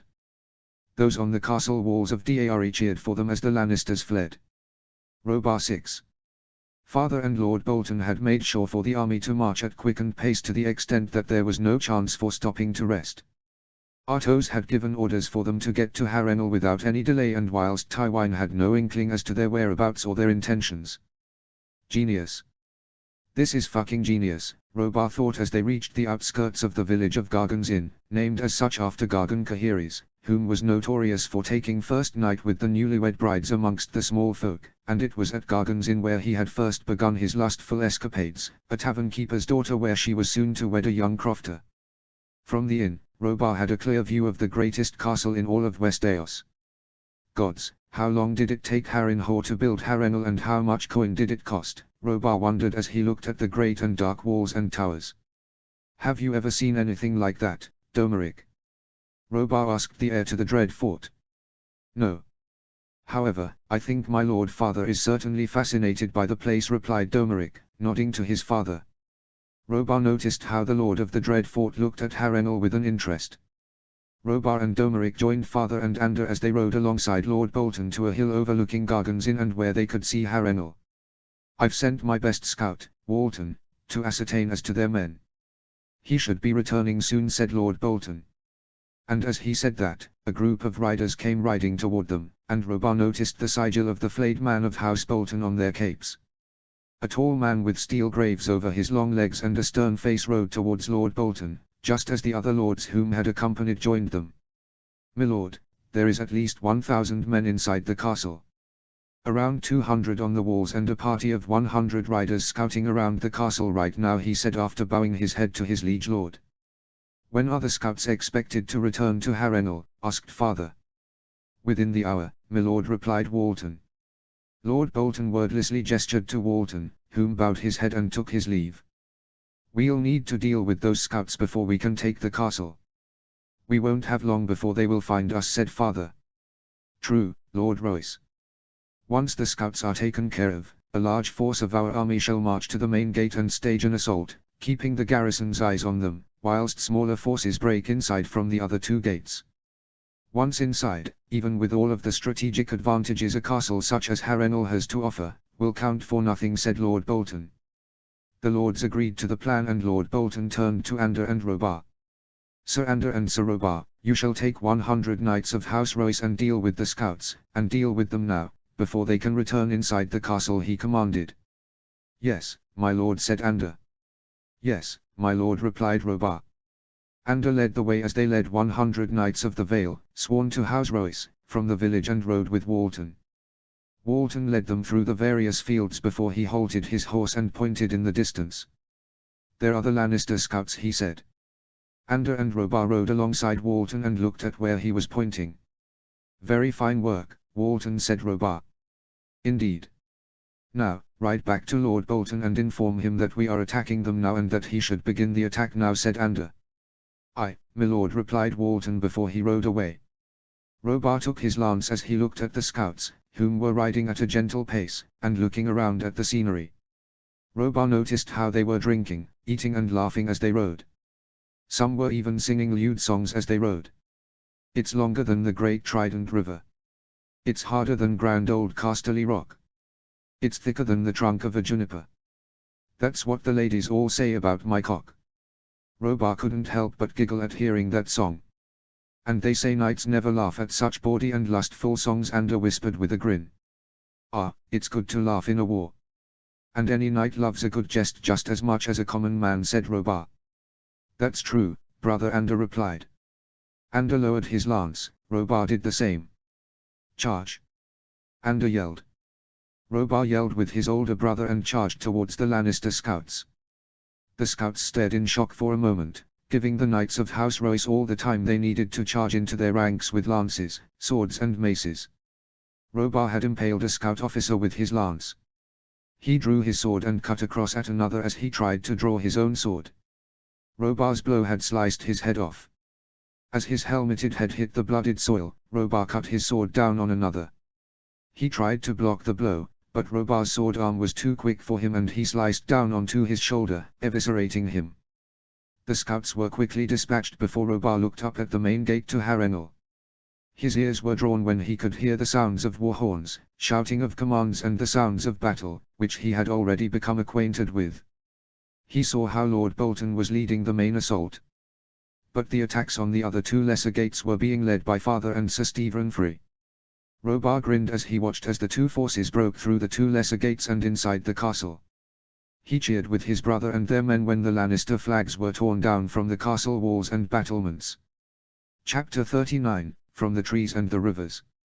Chapter text. Artos 8. Artos, Patrek Malister has lured the Kingslayer away from the walls. He and his cavalry are giving chase right now, said Torren Carstark. Good. Everyone get into position, Artos commanded. Artos unsheathed ice from his horse's scabbard and held it up. Father had left ice behind in Winterfell, rather than bring it with him to King's Landing, feeling that it should always be in Winterfell rather than in a foreign place such as King's Landing. Artos felt honored to take this great sword of House Stark into battle as he fought to rescue father, mother, Lyanna, Brandon, Arya and Uncle Arthur as they were trapped in Riverrun and the Lannisters besieging it with 30,000 men. After Patrek Malister, heir to Seaguard, had informed him of how Jaime Lannister often led the cavalry to attack Tully scouts and soldiers. To simply cure his boredom of besieging the great castle of House Tully, Artos had formed his plan. Artos rode alongside Torren and Eddard Karstark, Darin Hornwood, Daisy Mormont and Roderick and Asher Forrester to what the small folk had named the Whispering Wood.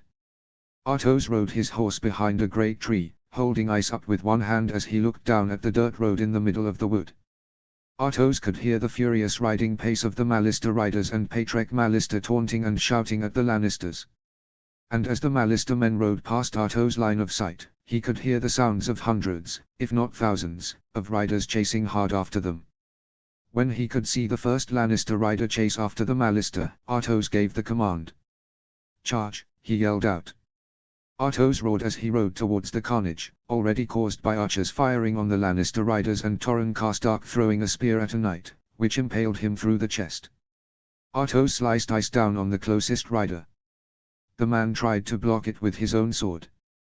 But ice had broken his sword into pieces and the blade didn't stop there. It had cut into him, eviscerating him from his shoulder blade to his chest. He collapsed from his horse before Artos cut at another rider, chopping his head off before he could try and defend himself. Artos stabbed another as he looked up to see the full wave of Northern and Riverman cavalry crushed down onto the unsuspecting Lannister cavalry. He cut across at a knight as he tried to charge at Darin with a lance. He eviscerated him from one side of his chest to the other. As he dropped his lance, his blood and guts spilled from his body before he too fell to the ground. Artos chopped ice down onto the helm of another knight. His hard steel helm didn't protect him from ice, for ice split his head open and he collapsed down onto the blooded dirt road. Artos looked around for their commander and he spotted him, swiftly cutting down a Riverman knight wearing the sigil of House Bracken on his surcoat. Artos rode towards the Kingslayer. "Kingslayer!" Artos roared.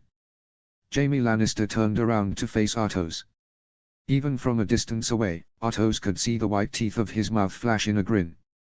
"Don't know why you're grinning, you fool, you've lost today." Artos chopped a rider that got in his way. The rider collapsed from his saddle, with his head and right shoulder separated from the rest of his body. Then he sliced down on a dismounted knight. The blow had taken the knight's head off before Artos could come toward their commander. Artos sliced his sword at the Kingslayer, whom skillfully blocked the blow. The way he did it, Artos noticed, was mocking Artos. Artos attacked again. This time, he coupled it with a hard punch towards the Kingslayer. The punch had him in the jaw and he fell down from his horse. Artos climbed down from his own horse and faced the Kingslayer with ice pointed at him and with his long sword held with both hands. Artos cut down onto him, which he blocked. But as he did so, Artos noticed how his sword was cracked from fighting a man with Valyrian steel. Artos grinned as he realized this. But the Kingslayer looked confused when he saw him grin and then he sliced at Artos. Artos wasn't quick enough to react, and the blow had cut down on Artos' face. Artos grunted as he could feel the blood swim down his face before striking across, hitting Lannister's pauldron. The pauldron came loose from the blow and fell to the ground. Artos yelled as he struck ice down onto him again. Again he blocked the blow, but this time, the sword shattered into pieces. Artos threw down ice and tackled Lannister to the ground. The Kingslayer was surprised as he fell down on the ground. Artos punched him hard on his cheek. As he connected his fist to his face, he saw where his hand was going, for his dagger. With his other hand, Artos grabbed the blade of the dagger as he unsheathed it. "Nice fucking try, Lannister," Artos thought before he punched his wrist hard and wrestled the dagger from it. Artos punched the Kingslayer thrice before pointing the dagger at his throat. "You owe a debt of blood to House Stark, Lannister. And Lannisters are nothing if they do not pay their debts," Artos snarled. "You have no idea of the 7 hells my father will send you all Starks to, boy.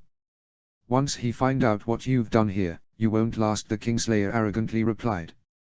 "Don't be so sure. You didn't face our entire army here, the rest is divided, striking at Castle Daeari, Harrenhal and distracting your father at the Green Fork," said Artos before he punched the Kingslayer as hard as he could, knocking him out. Interlude 17, Jaime Alexander returning to Lady Sif role in Marvel's Thor, Love and Thunder. Daisy Mormont, Jaime Alexander. Daisy tightened the grip on her mace and her shield as she looked down at the first of the Lannister camps. Because of how the Red Fork River surrounded Riverrun's walls, the Lannister army had been forced to split their army into 3 campsites. "We'll all get our fair share of fighting," Daisy thought as she swung her mace around once, eager to bash more Southerners with it.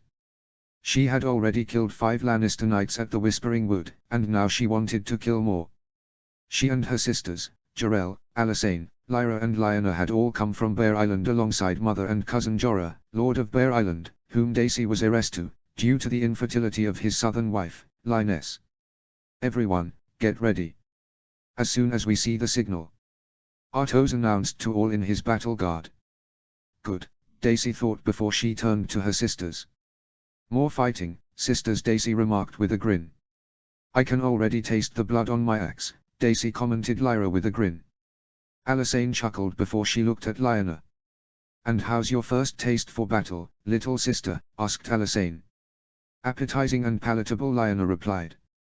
Daisy laughed at her impression of Lyness and her fancy southern speech which she always spoke, as opposed to Lady Ashura and how she had adapted to northern culture and customs.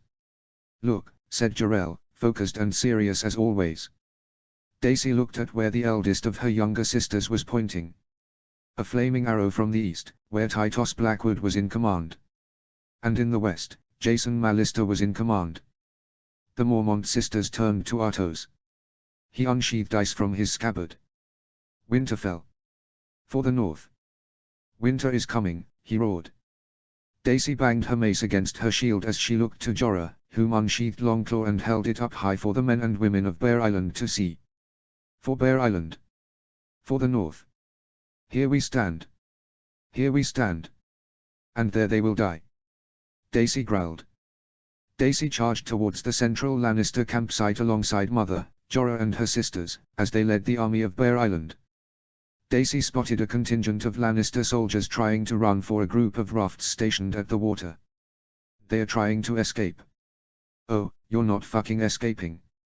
I'm going to fucking kill you," Daisy thought with a grin before she rode toward the first Lannister riders whom came to meet them. Jorah sliced Longclaw down on a knight's helmeted head. The helm did nothing as his head split open and Daisy could see the man's brains before he fell from his horse. Daisy smashed her mace onto the face of a crossbowman whom was aiming at Lyanna. The blow had knocked him down and crushed his skull in, whilst his crossbow still fired, albeit at the sky as opposed at Daisy's youngest sister. Daisy smashed her mace across at another, this one a mounted knight, as he tried to slice his sword down on Daisy. Her mace connected with his chest, protected only by a surcoat of chainmail. As the blow forced him to keel down on his horse, Daisy smashed her mace down on his skull, finishing him off. She turned around and climbed down from her horse. She saw another crossbowman, this one was aiming for her. She held her shield up. Daisy felt her shield shake as she saw the bolt head impaling through her shield, only a pinky's width. Daisy charged straight toward the crossbowman. Her mace connected with his face twice before he fell on his back, dropping his crossbow and the bolt he was trying to reload it with as he fell. Daisy came to fight another knight, whom was armed with a sword and shield and dressed in a surcoat of chainmail and with plates. She dodged a blow from his sword and his next smacked into her shield. Daisy answered with a series of blows onto his shield from her mace. His attack faltered as he panted, holding her mace back with his shield was wearing him down. Daisy then bashed her own shield against his shield. The knight stumbled. Daisy responded and crushed his skull with her mace. Now Daisy turned to face the men trying to escape onto the rafts. Daisy looked at the closest one and what caught her eye was the fancy armor and chainmail the commander was wearing. He wore steel plate armor, as most Southerners did, and his helm was an expensive-looking armet. His breastplate was decorated with an image of the unicorn of a House Brax of Hornvale. "You must be Lord Andros Brax." "Well, I am sorry, my lord, but I cannot let you leave this battlefield without facing Mormont steel," Daisy thought as she charged hard toward him and his raft. She bashed aside an archer with her shield and swung her mace at the helmeted head of another as she made her beeline straight for the Lord of Hornvale. Daisy struck down another knight before she jumped onto the raft, already overflowing with Lannister soldiers and knights. 3 of them charged at her. Daisy bashed the first with her shield and he fell into the water. She continued, smashing her mace into the face of the second and then twice into the chest and then the upper body of the third. Two knights attacked her simultaneously.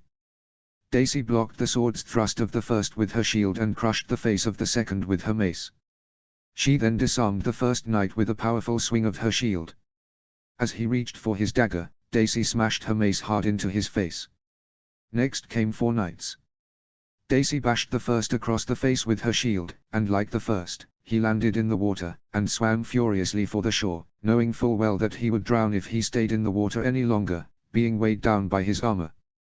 The second tried to behead Daisy with a great sword.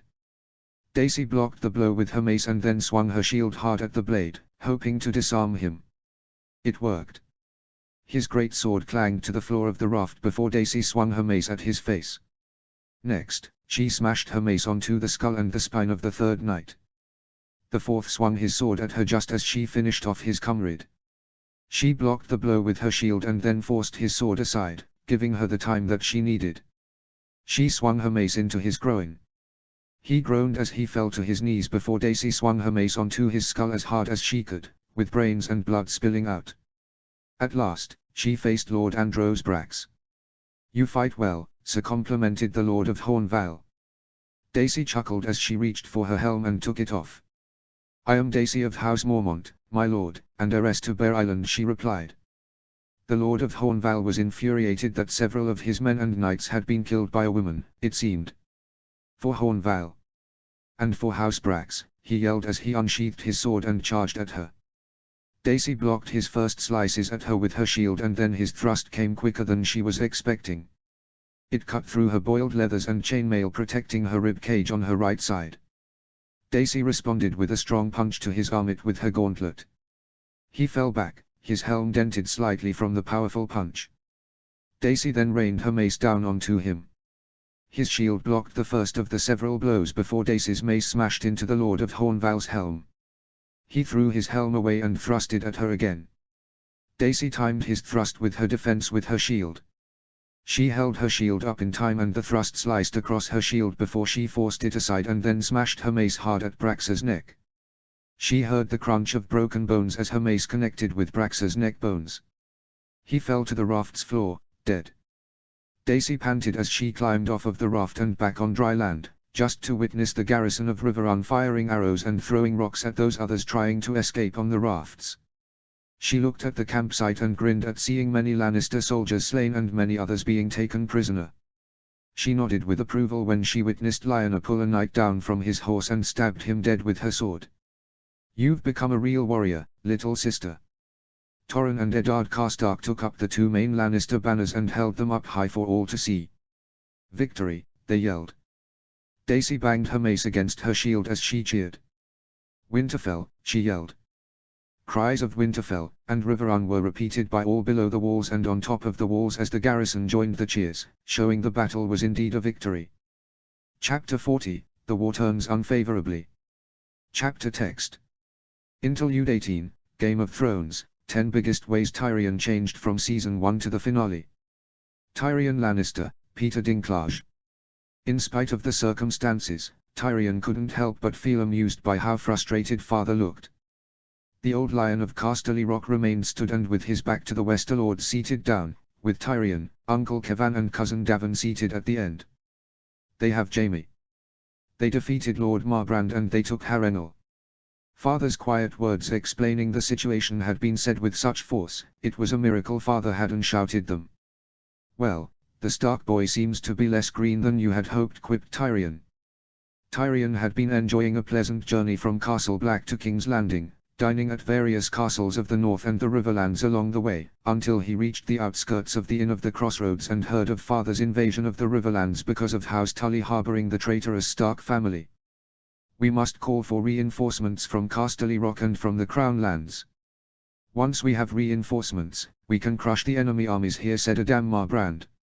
"And then there's the armies of the Reach.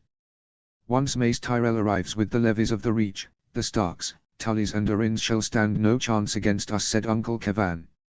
"It may be time to try and make peace," suggested Harys Swyft. "That's very unlikely." "Why do you say that?" asked father whilst the Westerlords turned to Tyrion. "The Tullys will never forgive us for raiding and occupying the Riverlands and laying waste to the countryside. Edmure is Harold Arryn's uncle, and I very much doubt that the Lord of the Uri will show any favor for King Joffrey.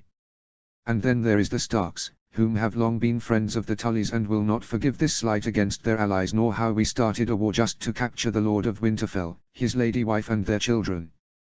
They started this war when Eddard Stark slighted against House Lannister and his rightful king by slandering him and his parents. This cannot be allowed to stand, father said sternly. Perhaps, but what hope is there for peace, when they have less than 60,000 men in the Riverlands alone? Father, I've been to the north and beyond the wall, and they have brought only half of their armies to this war. They can bring many more men. And there will be no shortage of rivermen wanting to take up arms against the Westerlands for invading their country. And then there's the Valymen and the mighty Knights of the Vale, replied Tyrion. And the liberation of both Harrenhal and Riverrun will be seen as a rallying cry for all rivermen to unite behind to liberate their country from father, Tyrion thought as he looked at a map of the Riverlands. The castles of Stonehenge, Raventree Hall, Pink Maiden, Acorn Hall, High Heart and the town of Stony September were all that father had under occupation. But with the loss of Harrenhal and the saving of Riverrun, they had no way of reaching them or their garrisons without taking heavy casualties. What news is there from the Stormlands and from Dorne? Asked Uncle Kevan. Shireen Baratheon is now regent of Storm's End on behalf of her brother Fortis. She has called the banners of the Stormlands, but has commanded them to stay at home. As for the Dornish, they too have called their banners, but have made no indication that they shall swear fealty to the Iron Throne, said father. And why would they, father? After all you did to win their hearts in the Red Keep all those years ago? Tyrion asked. Father glared at Tyrion. Why are you looking at me like that? It was not I who suggested that Elia Martell and the Targaryen children die, nor was it I who defended them. If we cannot secure things in the Riverlands, we will have little chance in establishing peace for King Joffrey's reign, said Uncle Kevan. There is no chance for that, uncle. There is a bloody war going on and we are currently outnumbered 3-1 by the armies of Winterfell, Riverrun and the Uri. It might be best if the king was restrained from making any unwise decisions, said Tyrion. Such as making more enemies than we need. Having said that, his mother is just as likely to do it as her son. Tyrion looked up at father as he said this, whilst all others in father's council were voicing what to do next. Father had finally heard enough. They have my son. Get out, all of you. Tyrion stood from his chair and was about to follow Uncle Kevan and Cousin Davin until he heard father. Not you. Tyrion turned around to father and sat back on his chair. You have the right of it. What's this? Father admitting I am right. First he has been tricked by Artos Stark, a boy only a few years older than his grandson, and now he turns to me and says that I have the right of it. My name a day must have come sooner than I was expecting. The Starks, Tullys and Arryns will not see reason and make peace and swear fealty. Especially not with Joffrey. He has proven himself an uncontrollable boy in recent years. As for his mother, she is neither wise nor as clever as she thinks. Which is why, you will go to King's Landing. Why? I have been appointed Hand of the King. You will be hand in my stead whilst I gather what's left of our armies and march for Duskendale and link with the Tyrell armies. And what am I to do in King's Landing? Gain the allegiance of all whom have not yet sworn fealty. Shireen Baratheon. Doran Martell. Even Balon Greyjoy. Any whiff of treason from Pycelle, Littlefinger or Varys, heads on spikes on the walls, said father. But why me? Why not Uncle Kevan or Cousin Davin? Asked Tyrion. Father fixed Tyrion with a hard gaze. You are my son. I may have looked down on you for many years, but you are my only capable child as of now. You bastard. You give up on Jaime, just because he has failed you. I will do this, but not for you or for House Lannister. I will do this for Jaime, that he might be freed. Ashura 11. Seeing the banners of House Lannister be torn down by victorious Rivermen and Northerners had caused a great surge of cheers and claps for those whom defeated the Lannister army outside the great walls of Riverrun. All led by Artos, Ashura thought when she looked from the steps of Riverrun's great hall at Artos as he led a procession of nobility of the north and the Riverlands into the courtyard. Artos bowed his head to the Lord of Riverrun. Lord Artos, thank you, for all that you have done in vanquishing the enemy that has so tormented us these past several weeks, said Edmure Tully as he offered his hand. My lord, our houses have long been friends and you have sheltered my family from the clutches of the Lannisters. For that, you will always have the gratitude of House Stark, replied Artos as they shook hands. And House Stark will always have the gratitude of House Tully. Ashura and Ned hugged Artos and Ulrich the moment that they saw them. You did well, Artos. But where are the rest of the armies? Asked Ned. All around the Riverlands, father. Sir Brynden the Blackfish gave us time by distracting Tywin Lannister. Harold Arryn crushed Daemon Marbrand at Castle Dare and Roose Bolton has liberated Harrenhal, replied Artos. Gods! That's incredible, Ashura thought as Artos answered. All Artos' planning. It's incredible that Tywin Lannister actually fell for it all, Ulrich commented with a wide-eyed grin. Gods, not only is my son now a proven warrior, but also a proven battle commander. But where are they now? Asked Ned. Regrouping back to Riverrun once they hear of our victory. Tywin Lannister and his army should be marching for the Crown Lands once they hear that we have taken Harrenhal, replied Artos. And where is Deanna? Elia? Rhaenys? Aegon? Asked Ashura. Deanna was fighting alongside her husband and good father at Harrenhal. Elia and Rhaenys are safe in Winterfell. Aegon is in the Blackfish's army, said Ulrich. It was then that Brandon, Lyanna and Arya came running to their brothers and hugging them. And as the siblings were reunited, Ashura's eyes were drawn to a man in chains being brought inside the courtyard. He wore the household armor of a Lannister, which Ashura recognized from seeing Tywin Lannister wearing it in King's Landing in the aftermath of the sack. Though his face was covered in blood and cuts, Ashura knew whom it was. Kingslayer. He was soon seen by his sworn brothers, whom now had sworn to fight for Aegon and his claim to the Iron Throne. Whom fought Sir Jaime? Asked Arthur. I did, uncle. I broke his sword with ice and beat him until I knocked him out, replied Artos before pointing at the scar on his face. Artos defeated the Kingslayer himself. He is one of the best fighters in all of Westeros, alongside Arthur, Barristan, Lord Commander Drold, Sandor Clegane, Adam Marbrand, Lyle Crickehall, Lyn Corbray, Oberyn, Bronze Yohn Royce, Garlan and Loras Tyrell. And my son has defeated him, Ashura thought with pride. Willers 4. Gods, it is horribly foul here in the capital, Willers thought as he smelled the stench of the city, riding through the streets with his escort of 100 household soldiers of House Tyrell. Loras never exaggerated in his stories of King's Landing on his tourneys and courting with Renly, Willers thought. But just thinking of Renly made Willers sad. Ever since Renly and Stannis' murders at the hands of the Targaryens, Loras had gone into a deep sadness. He wasn't as happy and as joyful as he had once been. Once this is all over, Margaery is queen and Loras is perhaps in the Kingsguard, he will have something new to dedicate his life to, Willers thought optimistically. Willers arrived at the gates of the Red Keep. Magnificent, but not nearly as beautiful as Highgarden and especially not the palatial keep, Willers thought as his horse crossed through the gate's threshold, and standing near the stables was a short man dressed in the typical garb of a Lannister, wearing the pin of Hand of the King. I thought that Tywin Lannister was Hand of the King, not his infamously lecherous and famously clever son, Tyrion. Lord Willers, welcome to King's Landing, said Tyrion. My thanks, Lord Tyrion. Forgive me, but I was given to understand that Lord Tywin was Hand of the King and not you. Yes, I've been getting that a lot since coming here. I am acting hand until my Lord Father returns from the war, he explained. Willers nodded as he looked around the Red Keep. Might I get unpacked, or does the small council meet now? Asked Willers. The latter, I'm afraid. It won't take long, I promise, replied Tyrion. Very good, Willers said with a slight smile before turning to his guards captain, Sir Raymond Tyrell, a distant cousin. Sir Raymond, have the men get some rest and have my belongings brought to my chambers, he ordered. Yes, my lord, he replied, bowing his head. Willers grimaced as he used his crutch to follow the acting Hand of the King.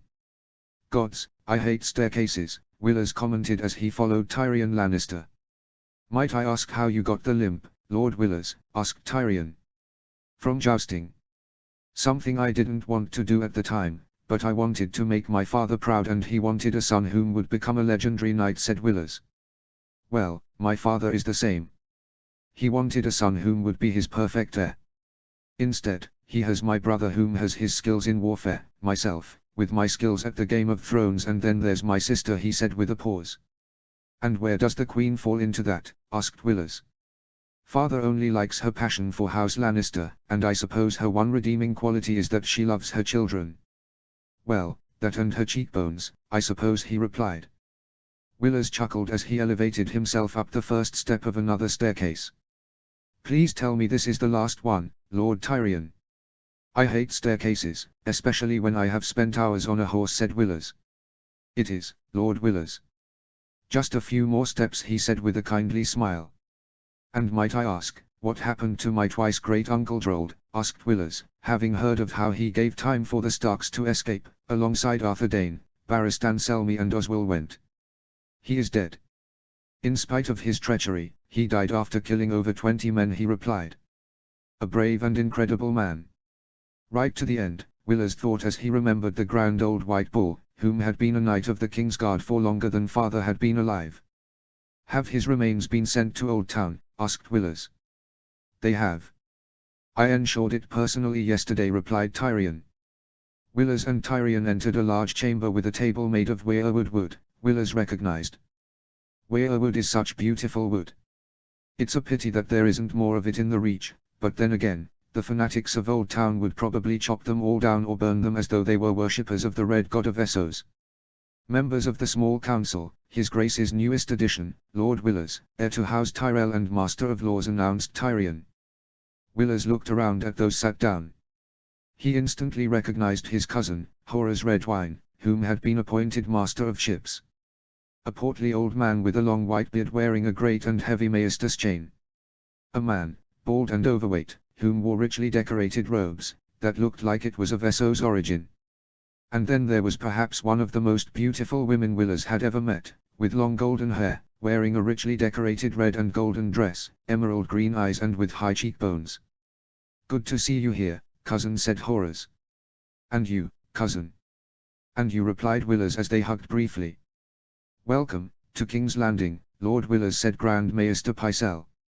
My thanks, Grand Maester, said Willers before shaking his hand and then shaking the hand of Varys the Spider. Grandmother speaks a lot of you and your talents as a shadowy spy master. My lord, said Varys. Lord Varys, my lady grandmother has had plenty to say of you in recent years, said Willers. Ah, that does sound like Lady Olenna. And pray tell, how is she in these troubled times? Asked the Master of Whispers. Hoping for this all to soon end, replied Willers before he walked to the Queen, whom was still seated. Your Grace, said Willers, bowing his head to her and kissing her hand. She smiled beautifully, but not charmingly, and could put one at ease, Willers felt, as opposed to Margaery. Welcome to the capital, Lord Willers, said Queen Cersei. Willers sat down and looked around, realizing that there was an absentee. Where is Lord Baelish? Asked Willers. The Master of Coin is currently still traveling to Storm's End, to speak with my dear niece and nephew, Shireen and Fortis, and have them swear fealty to their cousin, our king, explained the Queen. Very good, Your Grace, said Willers. Now that we are all here, we should begin sending what available troops the Crown lands can muster to join the war effort in Duskendale, said the Queen. How many men is that, Your Grace? Asked Willers. At least 15,000 men, she replied. And what of ships, Lord Horace? Asked Tyrion.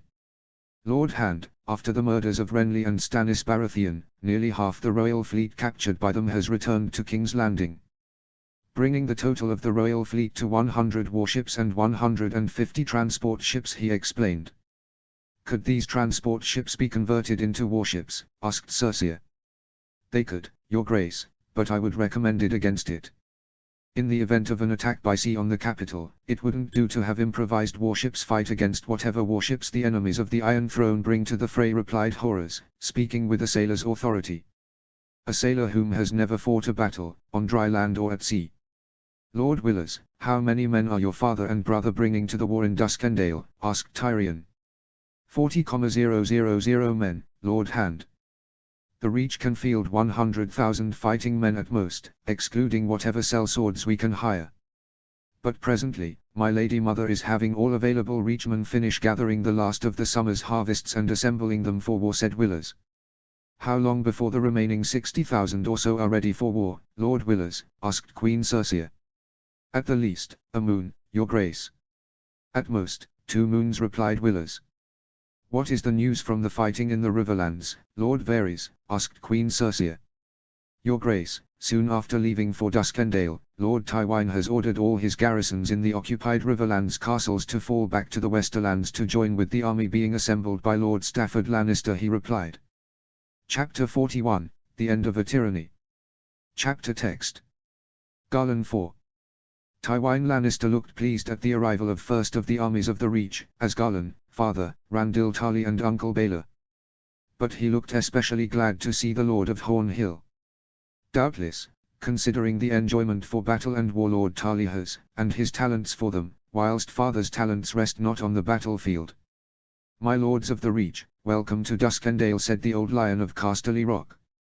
"My Lord Hand, it is an honor to fight in the name of King Joffrey and the restoration of peace and stability throughout the Seven Kingdoms," replied father with a joyful smile. "Father, please don't embarrass us in front the nobility of the Reach and of the Westerlands, especially not the Hand of the King." As they all sat around the solar of Lord Renfred Riker, where a large map of the Riverlands, the Crownlands and the Westerlands was placed on the table and pieces of lions, roses and stags were placed around the Westerlands and Crownlands, whereas there were wolves, fishes and falcons in the Riverlands. "My lords, the recent fighting has been a shock to us all. I know that so many would take up arms to fight to defend a traitor such as Eddard Stark, and that House Arryn, a long friend of House Baratheon, would turn traitor and fight alongside the rebels and traitors whom would dare to take up arms against their rightful king," announced the Lord of Casterly Rock. "Now, after the fighting in Riverrun, the Green Fork, Castle Deary and Harrenhal, we have lost all major fighting forces in the Western Riverlands, and I was forced to vacate all castles liberated from the yoke of treachery and send them back to Casterly Rock to join with a new army my cousin, Sir Stafford Lannister, is forming," he continued. "With these former garrisons, my Lord Hand, how many men is Sir Stafford expected to raise, and when will they be able to join the war?" asked Randyll Tarly. "I should think no more than 20,000 men, Lord Tarly. And as for when, I would say within 2 moons, perhaps 3, said the Hand of the King." "And what of the Starks, Tullys and Arryns, my Lord Hand? What moves have they been making since your army marched here for Duskendale?" asked Garland. "At present, Lord Tyrell, the treacherous lords of the Riverlands have been returning to their homes and garrisoning them. But now, it would seem that they are all gathering in Riverrun, presumably to plan their next move," said Lord Tywine. "How many men do they number, my Lord Hand?" asked Uncle Baelor. He turned to a young man and gestured for him to speak, whom looked at least 10 years older than Garland. From noticing the colors of the burning tree of House Marbrand on his cloak and his badge, he could see that he was Sir Adam Marbrand, heir to Ashmark. "They number at least 50,000 men, Lord Hightower." "But at most, they number 55,000 men," replied Sir Adam. Father guffawed at hearing these numbers. "My lords, with the arrival of our troops combined with the troops of the Westerlands and the Crownlands, we should be able to number 75,000 fighting men. We outnumber them by 20,000. Give the command, my Lord Hand, and we will crush them at Riverrun," eagerly said father. "That would be unwise, my Lord Tyrell. For the Red Fork bends around Riverrun and the enemy will be able to use it to their advantage to harass us," said Daemon Marbrand. "Indeed. We shall give our armies a chances to rest and feed before we march for the Riverlands. First, we need the traitorous enemy to make their move first. Only then, when their armies divide, we shall strike at the enemy and force all traitors to either bend the knee to his grace or die as traitors," said the old Lion of Casterly Rock. "My Lord Hand, forgive me, but for what are the enemy fighting for? Do they have a cause to fight for, or are they trying to claim independence?" asked Garland. All turned to Tywine Lannister for an answer. "For now, we know little, Lord Garland. Indeed, it seems that without our forces in the Riverlands, they have no cause to fight for. But, that doesn't excuse what they have done to betray the king." Algerdus 14. After successfully capturing Meereen when he had sent a dozen men to infiltrate the city, Algerdus and Jaehaerys Linaron had marched their combined armies of 44,000 men to Yunkai.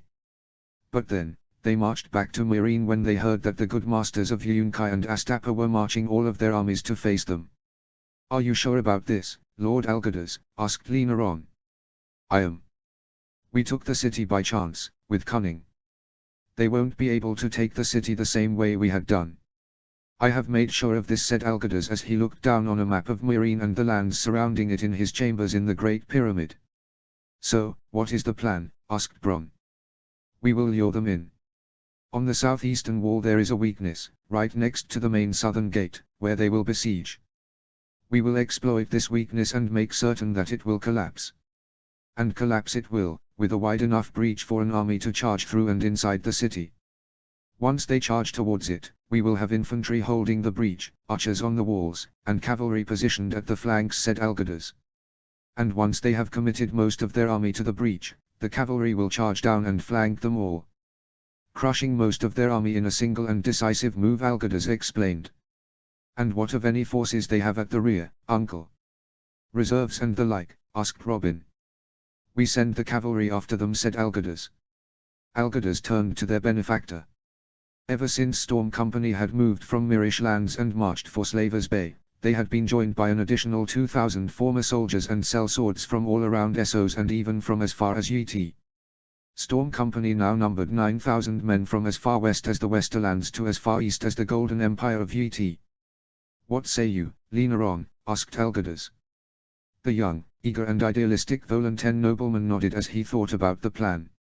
How long will it take to prepare the breach for collapsing? He asked. 3 days. Perhaps 4, replied Herodas.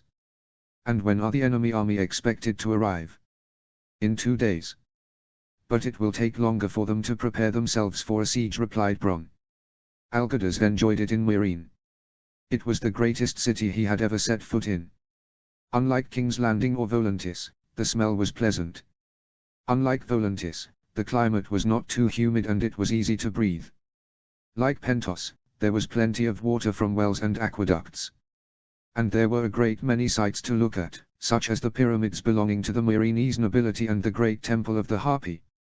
Algirdas, his commanders and his nephews lived in the Great Pyramid. And it was whilst he and Storm Company were looting the pyramids of the city, that Algirdas had discovered 100 Valyrian steel ingots. And, he had sent a raven to Volantis to hire the services of the smith, Nisidos Iraris, one of the few smiths of the world whom knew how to reforge Valyrian steel. Valyrian steel weapons will be a fine gift to the nobility of the Stormlands, as well as something for House Baratheon. The Starks, Tullys, Arryns and Martells all have Valyrian steel weapons. Why should House Baratheon not have one of their own? Algirdas felt content as he sat lay down in his bed. The last letter from Shireen, just before we left Redhold, spoke of how the construction was going well at Summerhall and that all remaining works of the castle itself were complete, as well as the September, fishery, hunting lodge, iron mine, the feasting hall, the glass house and the arbor. My home will be complete once this contract is done and perhaps 1 or 2 more contracts. And then, I will return to the Stormlands and take my place as Lord of Summerhall. Bronn or one of my boys can lead the company once I take my leave, Algirdas thought before he decided to go to the southeastern wall to inspect the works for the wall's inevitable collapse. Where do you go, uncle? Asked Edric. To inspect the southeastern walls. Will you come? He replied. I think so. Battles are never like sieges. Sieges are so fucking dull, replied Edric. That they are. Come, let's talk, said Algirdas with a smile as they walked down the beautiful marble steps of the pyramid. So, have you given any thought as to what you'll do when I leave Storm Company? Will you return home with me to the Stormlands or will you stay here? Asked Algirdas as he clasped his arm around Edric's shoulder. I think I shall return to the Stormlands. Will you have a place for me in Summerhall? Algirdas smiled as he turned to his nephew. Of course. Of course I will. Anything for my family, he replied before patting him on the back. Do you know what your brothers want to do? We were talking about this earlier. Gendry wants to become a castle smith, possibly for Summerhall. Robin and Torwin want to stay on in the company and travel the world and fight, fuck and feast. Mark simply wants a comfortable life where he can have children in a safe home. As for Tymund, Tolaz has convinced him that they both should join the Kingsguard, he replied. Algirdas nodded as he thought about the life choices his nephews had. I'd be glad to have Gendry as the blacksmith of Summerhall. Mark, I'd happily give him a profession and a home in Summerhall, where he can raise a family, perhaps with his own name rather than the name Rivers. Taimund and Tolaz both would be brilliant knights of the King's Guard. Both are very skilled and both are honorable and take their knighthood seriously. As for Torwin and Robin, they are too much like their father. They don't want a comfortable life, they were born warriors and want to stay that way. Interlude 19, watch Rise of Empires, Ottoman Netflix official site. Jayarevar Linaron, Gemujitu Zumaglu. It all comes to this. There's no going back from this. Even if by some chance we do fail today, I will die with my sword in my hand, I will not die in shameful exile like Viserys Targaryen did in Pentos, Jayarevar thought as he looked at Elgadas Stormborn. The captain of Storm Company had become a great legend across Essos, from Bravos to Slavers Bay, from how he crushed the Bravo Sea army, to annihilating Khal Drogo and his mighty Khalasar, to slaughtering the pirates of the Stepstones. And now, he was helping him fight the good masters of Slavers Bay and achieve his dream. From an early age, Jayarevar had long wanted to be a king, in spite of being father's third son.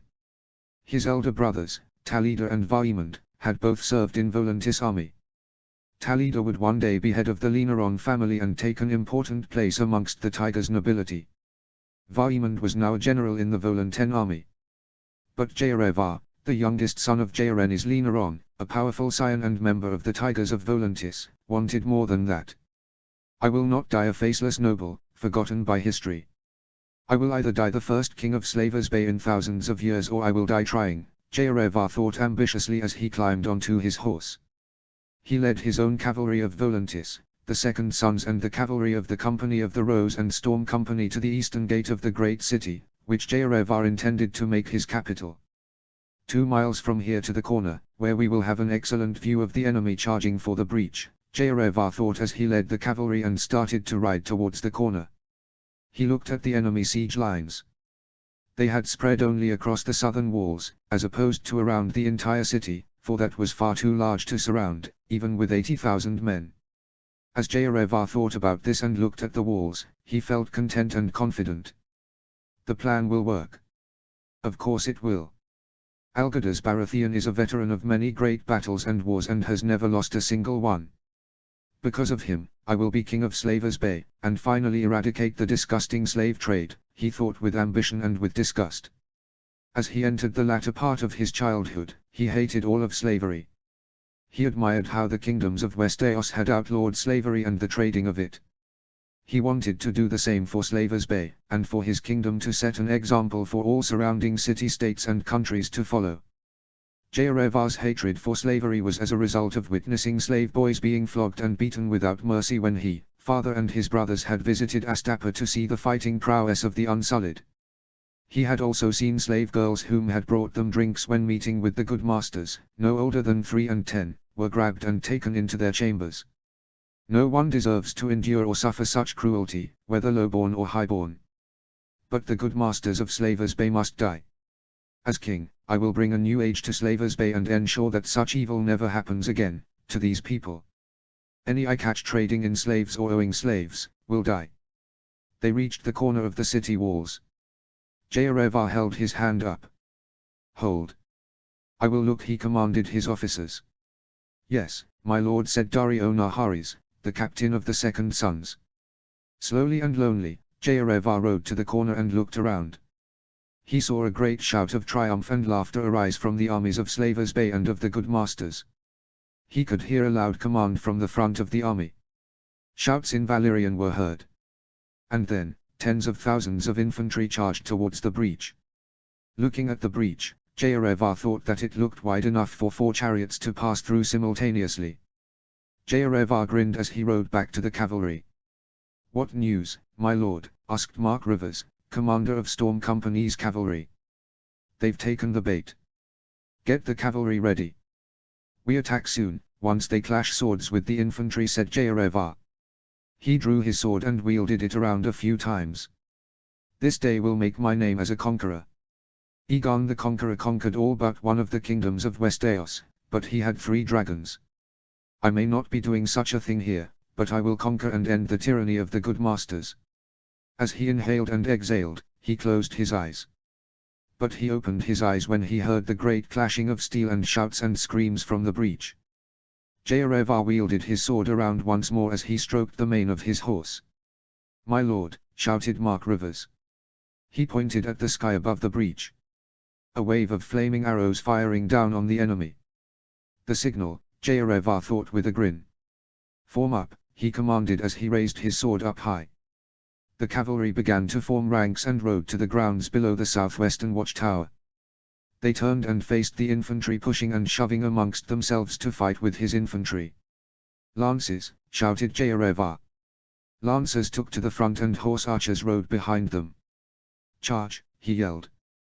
Jayarevar roared as he rode towards the enemy. He looked down at the approaching enemy infantry, whom soon became alerted to the cavalry charging towards them. He heard panicked shouts in Valyrian to reform positions. But it was too late. As soon as they charged into the first soldiers, it was over for the good masters. Jayarevar sliced his sword down onto a spearman as he tried to impale his horse. The blow slit his throat. Jayarevar turned to a large man with a great sword, whom tried to cut across at Jayarevar's leg. Jayarevar blocked the blow and then cut across at his unprotected face. The blow caved into his skull and his great sword fell to the blooded grounds of Meereen before his body collapsed down. Jayarevar stabbed another whom was oblivious to the cavalry breaking his army's flanks. Jayarevar sliced across at another soldier as he tried to thrust his spear at Jayarevar's armor. Jayarevar's blow cut the spear in half. As the shocked spearman stared at his broken spear in shock, Jayarevar eviscerated him. He cut down several more enemies that came toward him until he looked around to see that the cavalry had complete overrun the enemy army. He turned around with a grin towards the good masters. Reform the line. Charge. Jayarevar commanded. He rode for the good masters, whom had only a scarce amount of cavalry to protect them from the oncoming deluge of cavalry riding to kill them. The good masters wore decorative armor that had never seen battle, and they perhaps thought that they would not see battle. But now they will not only see battle, they will also see death, Jayarevar thought as he beheaded a fat good master with a single blow from his sword. Jayarevar rode across to one he recognized as Krasnizmo Naklos. He remembered him from his trips to Astapa. He was the cruelest and most despicable of the good masters he had ever met. Naklos! Jayarevar yelled. Naklos briefly turned to face him as Jayarevar rode towards him. Jayarevar punched him hard from his horse. He climbed down to confront the good master as he struggled to get up and back onto his horse, whilst his face was bleeding. Mercy! Mercy! My lord, I will pay a ransom of 1,000,000 gold marks, he begged. There's not enough gold to buy your life after all you've done. Jayarevar yelled before he beheaded him. He spat on the corpse before looking around to see all the good masters slaughtered. It is done. I've done it. Chapter 42, Sandwiched Between Two Enemies. Chapter Text. Interlude XX, Talon the Outpost Wiki Fandom.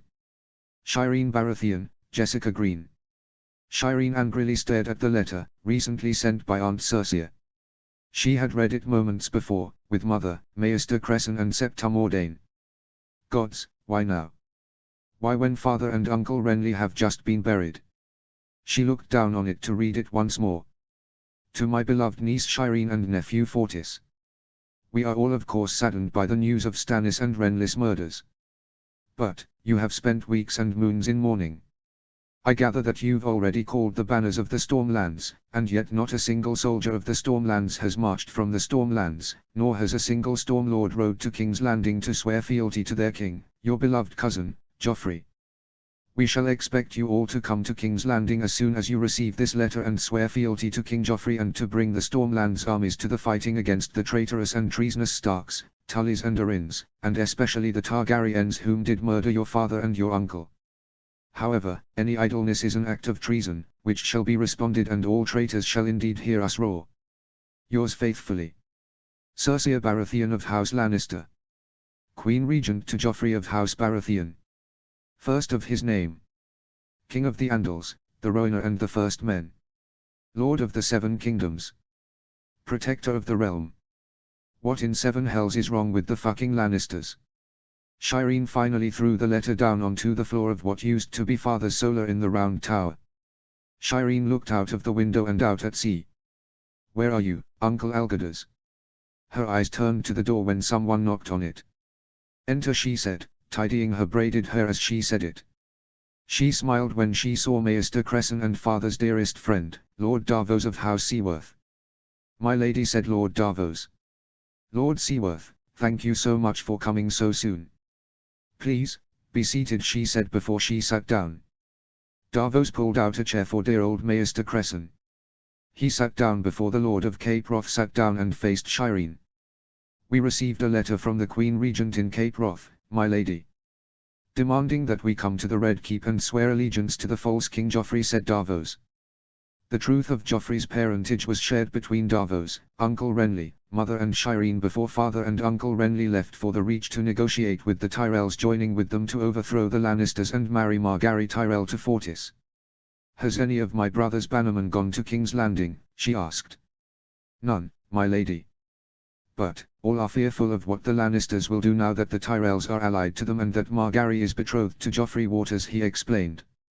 "Maester Cresson, how many men can the Reach call to arms in times of war?" asked Shireen. "In times of a great war such as Robert's Rebellion, my lady, I should think 100,000, assuming that they don't hire sellswords," said Maester Cresson. Shireen sighed through her nose before she looked up to see Mother enter the solar. "What news is there, Mother?" asked Shireen. "Mace Tyrell has marched 40,000 men to Duskendale, to join the Lannister army," she replied with worry. "We would be fighting alongside the Starks, Arryns and Tullys if it wasn't for the fact that the Lannisters and Tyrells surround us to our north, northwest and west. Uncle Edmure is on his own now that Grandfather Hoster is dead," Shireen thought as she looked at a map of the Seven Kingdoms. "What are you thinking, my lady?" asked Davos. "We cannot put our trust in the Lannisters and Tyrells. Not when they are burning the Riverlands and thousands of Riverlanders are dead and their homes and lands burnt by Tywin Lannister. And then, Littlefinger comes along and insists that it is in our best interests to do nothing. Gods, now I know why Father and Uncle Algerdus never wanted Fortis and I to set foot inside King's Landing," Shireen said. "So, what are we to do, my lady?" asked Maester Cresson. "Well, first of all, Maester, I need you to send letters to all of the Stormlords. Tell them to resume gathering their armies, but keep them to garrison their respective homes. If there's one thing I've learned from my lessons, it's that when a Lannister makes a threat, it is never an idle one. But most of all, if Littlefinger thinks that we should do absolutely nothing for our kin and their allies, then I will not order such a thing on Fortis' behalf. Shireen, Baelish is an old friend. He can be trusted. I am certain that he is misinformed as to the situation," said Mother. "Father, Uncle Renly and Uncle Algerdus never liked him and they thought him untrustworthy. I certainly saw why when he came here, Mother. And I will not do a damn thing he says," she snapped at her mother.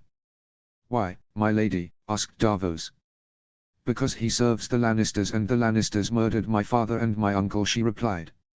All three looked up at her in surprise. "How can you be sure it was they, my lady, and not the Targaryens?" asked Maester Cresson. "Because they probably knew of what they were trying to do. And by murdering them and forcing us and the Tyrells to bend the knee, they get the armies of the Reach and the Stormlands. The Targaryen banners was to distract us and direct our anger towards them and gain our armies for the war," she said. "And Lord Caron described to me the murderers. He also described how skillful they were with their swords. So I had Dale Seaworth make enquiries with knights who may have seen them at tourneys and I have found out their names," she continued. "Whom are they?" asked Mother. "Sir Gerald Dane of High Hermitage and Sir Lyn Corbray of Heart's Home. Rumor has it that they often serve as sellswords. Whom would be rich enough to hire such skilled warriors than the Lannisters?" Shireen asked rhetorically before she turned to Davos. "My Lord Seaworth, I have an important mission for you," she said. "Name it, my lady," replied the Onion Knight. "I need you to sail for Essos and find Uncle Algerdus.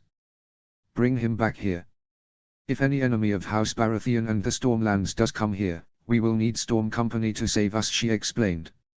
"I will, my lady. I will tell him all that has happened," he replied loyally. As Davos took his leave, everyone else had done the same. Shireen stood up once again and looked out through the window, at Shipwrecker Bay. How could Uncle Algerdus have survived such a crash, when he was only a few days old, she wondered. "Help me, Uncle. Help us, Uncle Algerdus. You're our only hope." Daenerys 8. Spending time with the people of the Uri and traveling to villages of the Vale helped Daenerys. It helped her as she got used to life without Harry in the Uri, whilst he was leading the armies of the Vale in the war.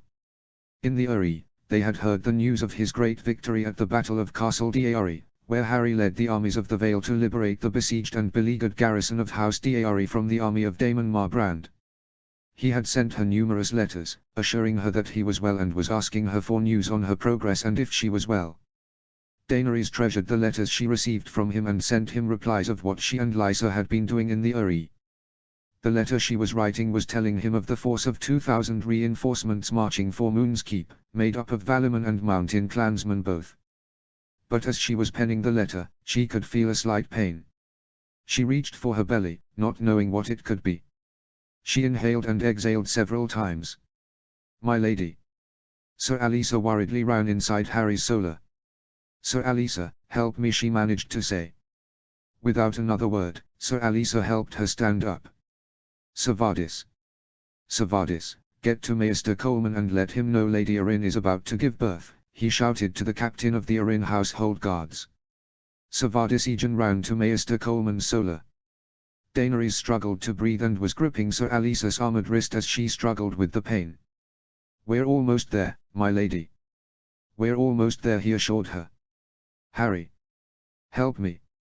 Daenerys reached for Mother's bracelet and stroked it a few times. "Mother, if you're there, don't let me join you now. I don't want my child to grow up without their mother," she inwardly prayed as she was brought to Maester Coleman's solar. Sir Alisa and Savardis, per Maester Coleman's instructions, put her on his operating table. "Take deep breaths, my lady. And push," he said as he lifted the hems of her dress up. Daenerys gripped the sides of the table as she screamed. Daenerys screamed for Mother and for Harry as she begged for this to end. "You must keep pushing, my lady. You're almost there," said Maester Coleman. Daenerys could feel her nails scratching the table as she tried to breathe. I can't do this," she said tearfully to Maester Coleman. "You can, my lady. Just a few more pushes," he replied gently. Daenerys inhaled and exhaled as she struggled to push. "I can see the head, my lady." "Push," he said. "Easy for you to fucking say." Daenerys took a deep breath as she let go of the table and rubbed her fingers over Mother's bracelet. She exhaled as she pushed once again. "Once more, my lady.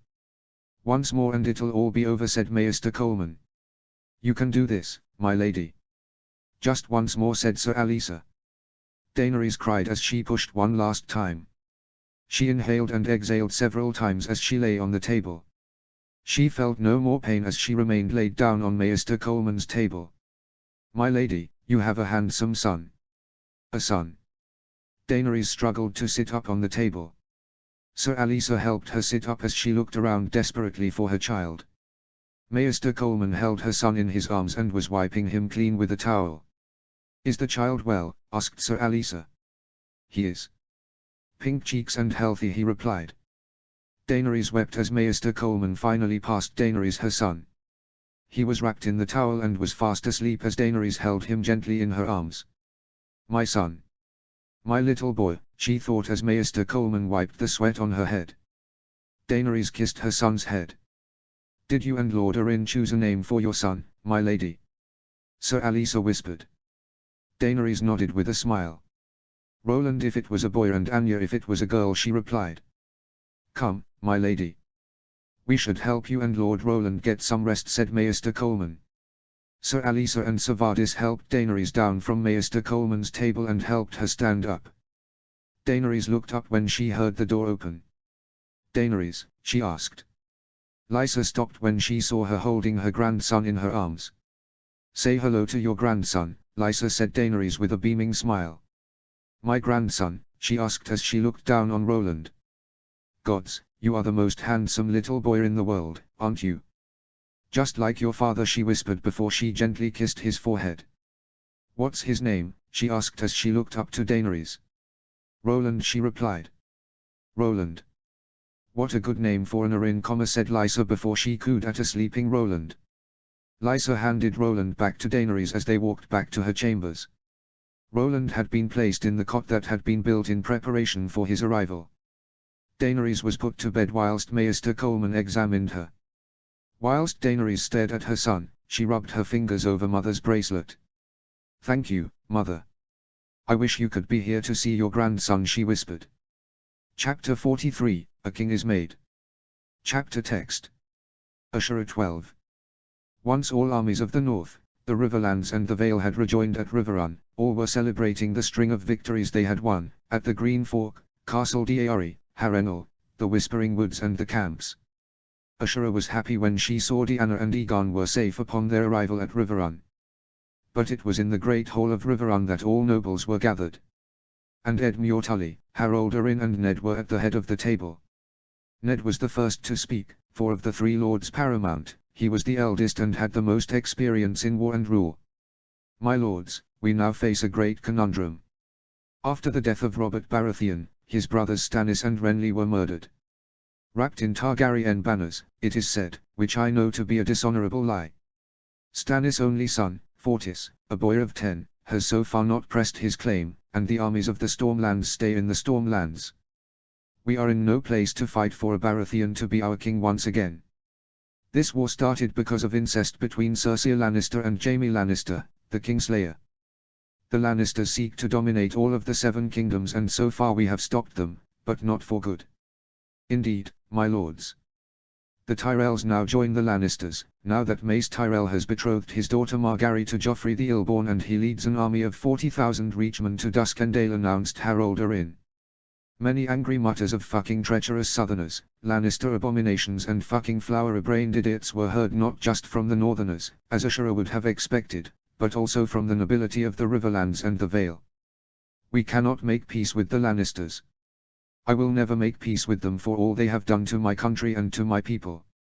Thousands of Riverlanders, men, women, children and elderly, have suffered from the raids of the Lannisters and their attacks. I will not bend the knee to the Lannisters, and especially not to an incest-ridden abomination such as Joffrey the Ill-Born, said the Lord of Riverrun. Sentiments which were shared by all of the bannermen of the Riverlands, even the bitter rivals Jon Osbracken and Tytos Blackwood. But what can we do, Lord Tully? We are alone and soon, once the Lannisters bring reinforcements from the Westerlands and the Crownlands and the Tyrells bring reinforcements from the Reach, we will be outnumbered at least 2-1, cautiously said Jasper Redfort, heir to Redfort. My lords, there is another option other than that of peace with the Lannisters, said Ned. Ned stood up from his chair and inhaled and exhaled briefly as he began his speech, which he and Ashura prepared for. This is it. The Lannisters and Baratheons have clearly shown in these last 20 years that they cannot rule Westeros. They have let the kingdoms fall into disarray and have not given a damn about the development and care more for power and wealth for the sake of it than using said things for the betterment of their own subjects. House Targaryen must rule once again. In spite of how many of us here suffered in Robert's rebellion because of House Targaryen, I still took the Targaryen children with me to Winterfell to raise as my own. I raised Aegon Targaryen as my own son, and I am proud to say that he is an honorable lad, a great warrior and capable of great things. In my near 7 moons as Hand of the King to Robert Baratheon, I have lost all faith I once had in how the Baratheons and Lannisters have ruled this realm. Which is why I put my trust and my fealty to the only house which united us all in the first place. House Targaryen. Aegon stood up from his chair as Ned looked at him. Ned unsheathed ice from its scabbard and knelt before him. Your Grace, I swear that as long as I live, I shall live and serve to be a faithful vassal to you, my king. I swear to bring you to your rightful place on the Iron Throne. And come the day that you wear the crown, I shall be proud to serve you for all my days. Aegon looked uncomfortable at how all the eyes of the room were now on him. I, bellowed the great Yonumber. In spite of his father and grandfather being a pair fucking madmen, I have seen the lad many times prove himself to be a man of honor and a great warrior. I would be proud to call him my king, he said as he knelt before him. It didn't surprise Ashura when Raymond Deari was the next to stand and draw his sword. My house has suffered because of the Baratheons and Lannisters since they took the Iron Throne, my lords and ladies. My people have lost their lives and their homes because of Tywin Lannister. I will never again bow either to a Lannister or a Baratheon. I shall only bend my knee to you, your grace, he proudly proclaimed as he bowed to Aegon. Bronze Yohn Royce knelt before Aegon. The damned Lannisters have ripped the Riverlands and sacked villages, towns and castles. They did the same to King's Landing many years ago, under direction from Tywin Lannister. I would never again allow such terrors be inflicted upon people, from small folk to nobility. Your Grace, I shall serve you as a faithful vassal until my dying day, that the Lannisters never seize power again. It wasn't long before all the nobility of the north, the Riverlands and the Vale followed their example and bowed to Aegon and swore their allegiance to him. He looked nervous and blushed at how they all were bowing to him. Aegon then turned to Ned and walked to the high table, where he stood with Ned, Edmure Tully and Harold Arryn.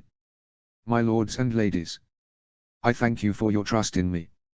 And I have no inclination that the task before us, that of restoring House Targaryen to King's Landing and ending the sufferings which the Lannisters impose on the people, is not an easy task.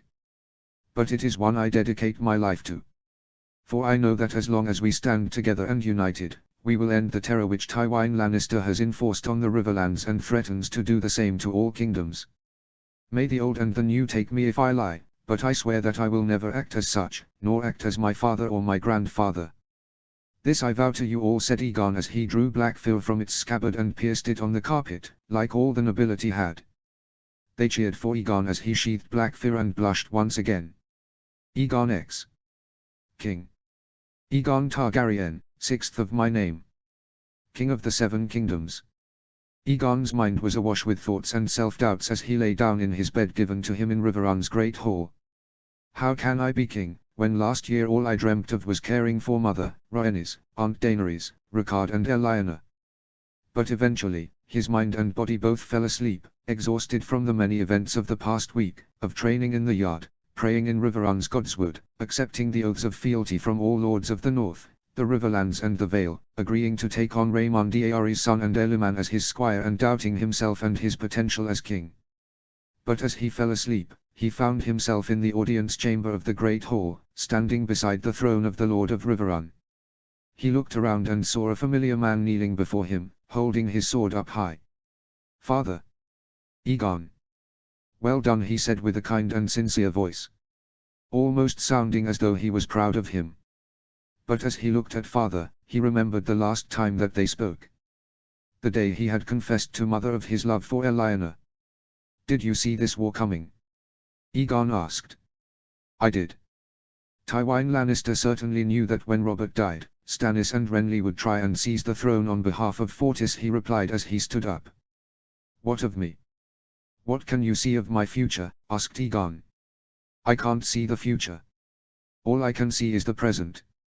I have seen the present of Tywin, the man whom gave the order, still angered at how my father rejected his daughter Cersei in favor of your mother, he said, with a deep anger at the mere mention of the Lord of Casterly Rock. You should have done, and maybe then Cersei Lannister would have had 3 children for your beloved prophecy, Aegon replied scornfully. Father looked devastated and grief-stricken at his words, more than his previous words had done to him. Do you truly believe that, he asked. That you never cared for Rhaenys, mother and I? I think like that, especially when you kidnapped, oh, I'm sorry, chivalrously escorted Lyanna Stark to Dorne and kept her there, guarded by 3 elite knights rather than solve the problems you had started. Father's fists clenched at his sides before he looked up at Aegon, tears welling in his eyes. I know I did wrong, Aegon. But I loved you. I loved your sister and I loved your mother. I still do. I always will, he replied. What good does that do for me, father? I am besieged on all sides. The Lannisters and Tyrells, power-hungry bastards both, prepare for war with me and I don't have enough men to fight them all, when gods only knows how many sellswords they will hire, snapped Aegon. You're wrong, Aegon. Help is coming. Your family in Dorne, and 2 sellsword companies. All 3 will help you ascend to your rightful place and become king, he replied. What sellsword companies? Aegon asked. One of gold and the other of thunder, he replied. Stop speaking in riddles and speak honestly. Aegon all but shouted. Good luck, Aegon. Know that, even in spite of what you feel for me, I am watching over you. Good luck, my son, he replied.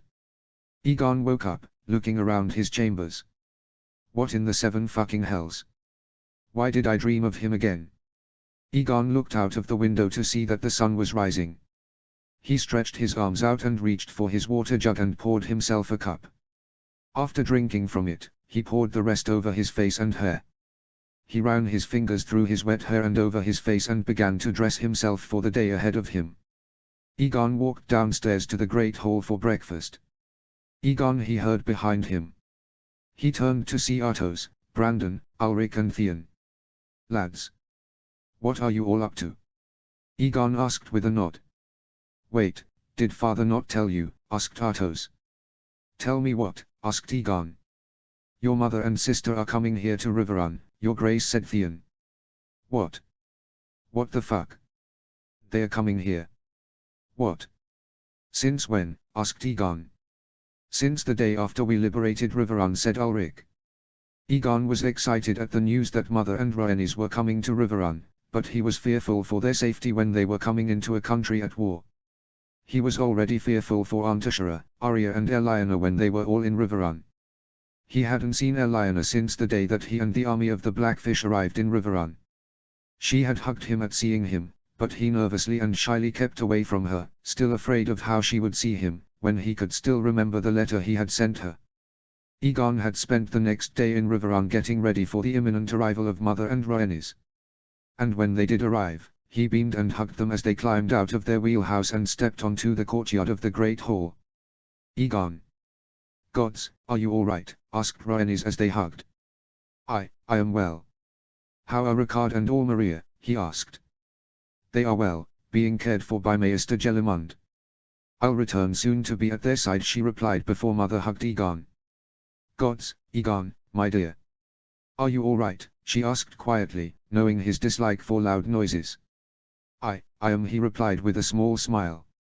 Inside the Great Hall, Egon felt happy to be seated with Mother, Rhaenys, Uncle Ned, Aunt Ashera, Artos, Brandon, Ulrich, Jon, Theon, Deanna, Elaena and Arya. The only ones absent are Aunt Daenerys, Serena, Jane and Beth, he thought as he remembered his happier days in Winterfell, where he felt like he was part of the pack. But his fond memories of the nostalgic past were interrupted by the household guards captain of Riverrun. "Your Grace, a man has come, begging for an audience with you. He said that he has come all the way from Winterfell to see you," said Sir Robin Roger. "All the way from Winterfell? Who could it be?" "Did he give his name?" asked Egon. "Yes. He said his name was Griff, your Grace," replied Sir Robin. "Griff? I never thought I would see him here of all places," Egon thought with interest. "Very well, bring him here," Sir Robin said. Egon. "At once, your Grace," replied Sir Robin, with a bow of his head. Egon stood up from his chair and straightened his doublet. "Who is Griff?" asked Mother, whom sounded strange as she asked. "A former sellsword I met in Winterfell, at the Stumbling Stark," he replied. Sir Robin led Griff inside the hall, where Egon could see he was dressed in leathers and chainmail, more appropriate for this climate than the clothes he had worn in Winterfell. "Your Grace," said Griff, bowing before him with a smile on his face. Before Egon could say anything, he was surprised by the sound of Mother's shocked voice. "Jon. What in the seven hells are you doing here? Jon." Egon turned from Mother and then back to the man he knew as Griff. Sir Robin reached for his sword as Griff stood back up. "Who are you?" Egon asked. Jon held his hands up when he looked at Sir Robin. "I would never be a threat to his Grace," so he insisted before facing Egon. "Your Grace, my name is Jon, of House Connington. I was a friend of your father for many years," he replied. Jon Connington, Egon thought as he remembered Mother and Aunt Ashera tell him of stories of father's closest friend, the heir to Griffin's Roost. Of how he was arrogant, proud, full of energy, reckless and hungry for glory. And how he loved father more than Mother had ever done and that he thought Mother unworthy of father. "Why are you here?" asked Egon. "I come to swear my allegiance to you, your Grace, the true king." "And I do not come alone," he replied. "Who comes with you?" asked Mother. "Sir Harry Strickland and the Golden Company," he replied. "The Golden Company? But the last time they came to Westeros, it was under the command of a Blackfyr." "They are sellswords, answering only to the highest bidder," scornfully commented Uncle Eddard. "They will answer to a dragon, and a dragon worthy of their swords," Lord Stark said. Jon Connington. Egon thought about this. And then he remembered the last dream he had of father, and how he had described a sellsword company of gold coming to his aid. How many do they come with? Asked Egon. 12,000 men, all hardened warriors and sellswords, your grace, he replied. Where are they? Asked Athos. At the Solpans. They came at my command when Tywine invaded the Riverlands, replied John Connington. Egon stepped toward him and nodded before extending his hand. I accept your allegiance and the allegiance of the Golden Company, said Egon before the two shook hands. Chapter 44, The Worst News. Chapter text. Bellenora 4. What? What are you saying? Asked Bellenora. Jalabaxho has returned from Essos. He says he has gained a sellsword army to overthrow Rugaria, said Xharo. Which one? The Golden Company, asked Bellenora. No. Funnily enough, the same one you suggested, Storm Company. Storm Company. If the stories they tell of them and their leader are all true, then our freedom truly is assured. If he could crush and outfight the Braavosi, Dothraki, the pirates of the Stepstones and all 3 cities of Slavers Bay, then Rugaria will be no challenge for him. When are they expected to arrive? Asked Bellenora. Within 2 weeks. Father and several houses have sent their fleets, 150 swan ships, to Myr, to sail them all to Last Lament. Once they arrive, our armies can take the fight to Rugaria, said Xharo. As they stood in Bellenora's chambers, Bellenora felt a happiness and a boost of energy she hadn't felt since Rugaria had first invaded and conquered the Summer Isles.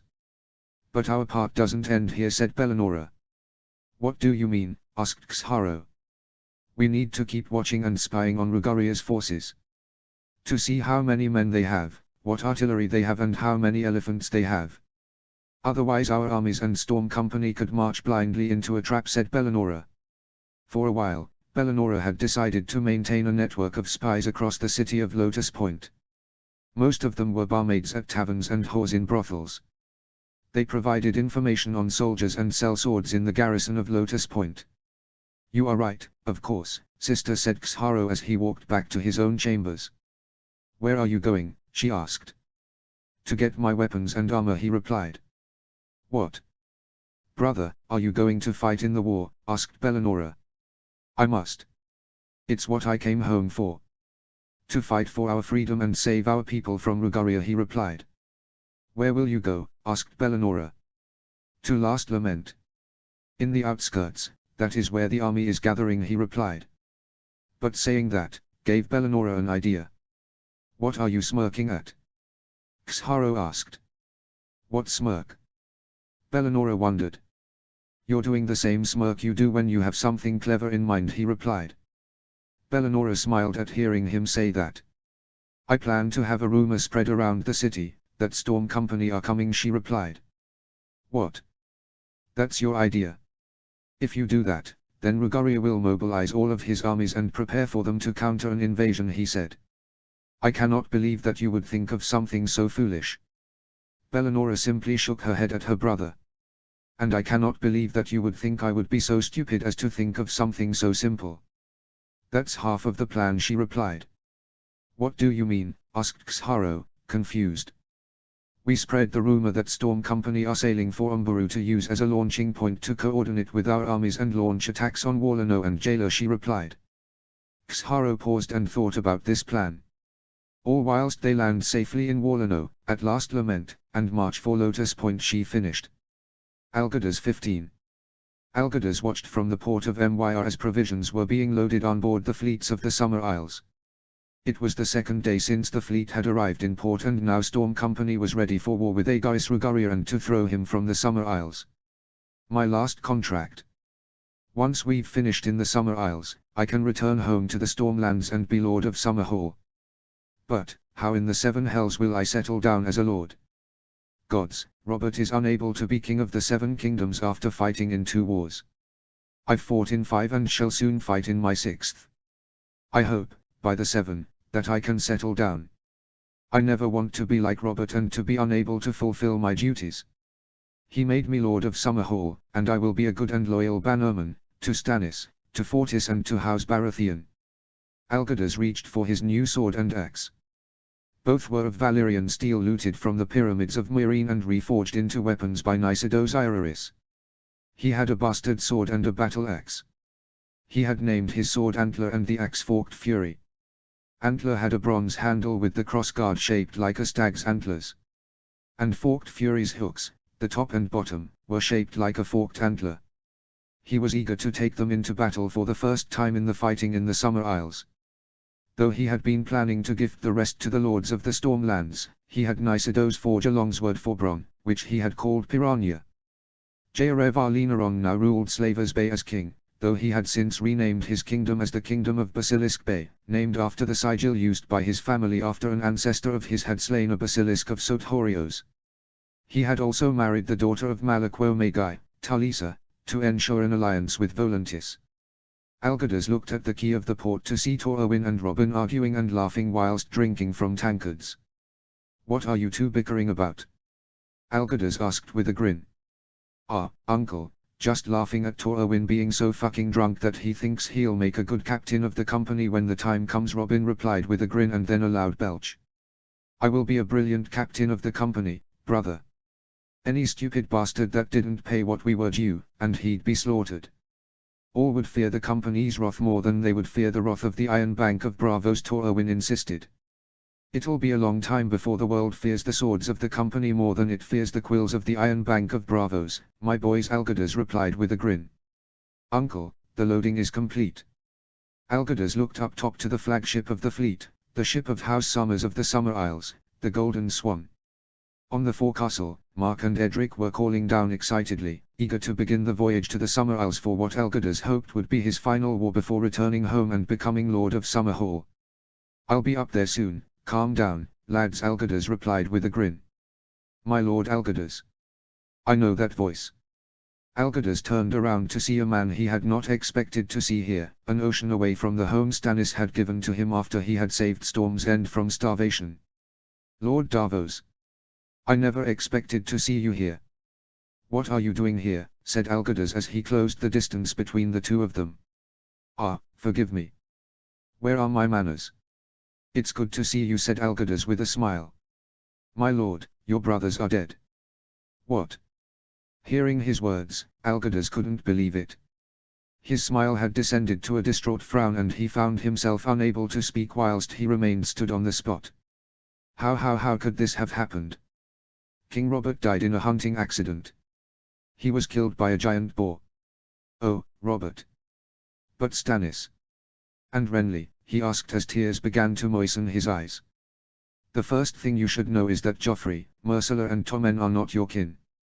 They are bastards born from incest between Cersei and the Kingslayer. The fucking disgusting Lannisters. Just because the fucking Targaryens did it once, doesn't mean that it gives you power. Fucking despicable Lannister scum." Stannis and Renly found out and planned to start a war for Fortis to be king. They had traveled to the Reach to negotiate with the Tyrells, on Renly's insistence. Renly's plan was to betroth Fortis to Margaery Tyrell and for them to be wed once he was king. "My sweet, innocent and beloved nephew, marry a Tyrell weed. Never. He deserves better than her." But what happened?" asked Algirdas as tears now swam down his face. "They were murdered. As they rode through the lands of House Caron, they were ambushed by sellswords. Lord Caron, whom was witness to it all, rode to Storm's End to inform Stannis' family of the foul deed. Rickard Tyrell personally returned the bodies to Storm's End, but they were wrapped in Targaryen flags." "Targaryens? Why the fuck would they murder them?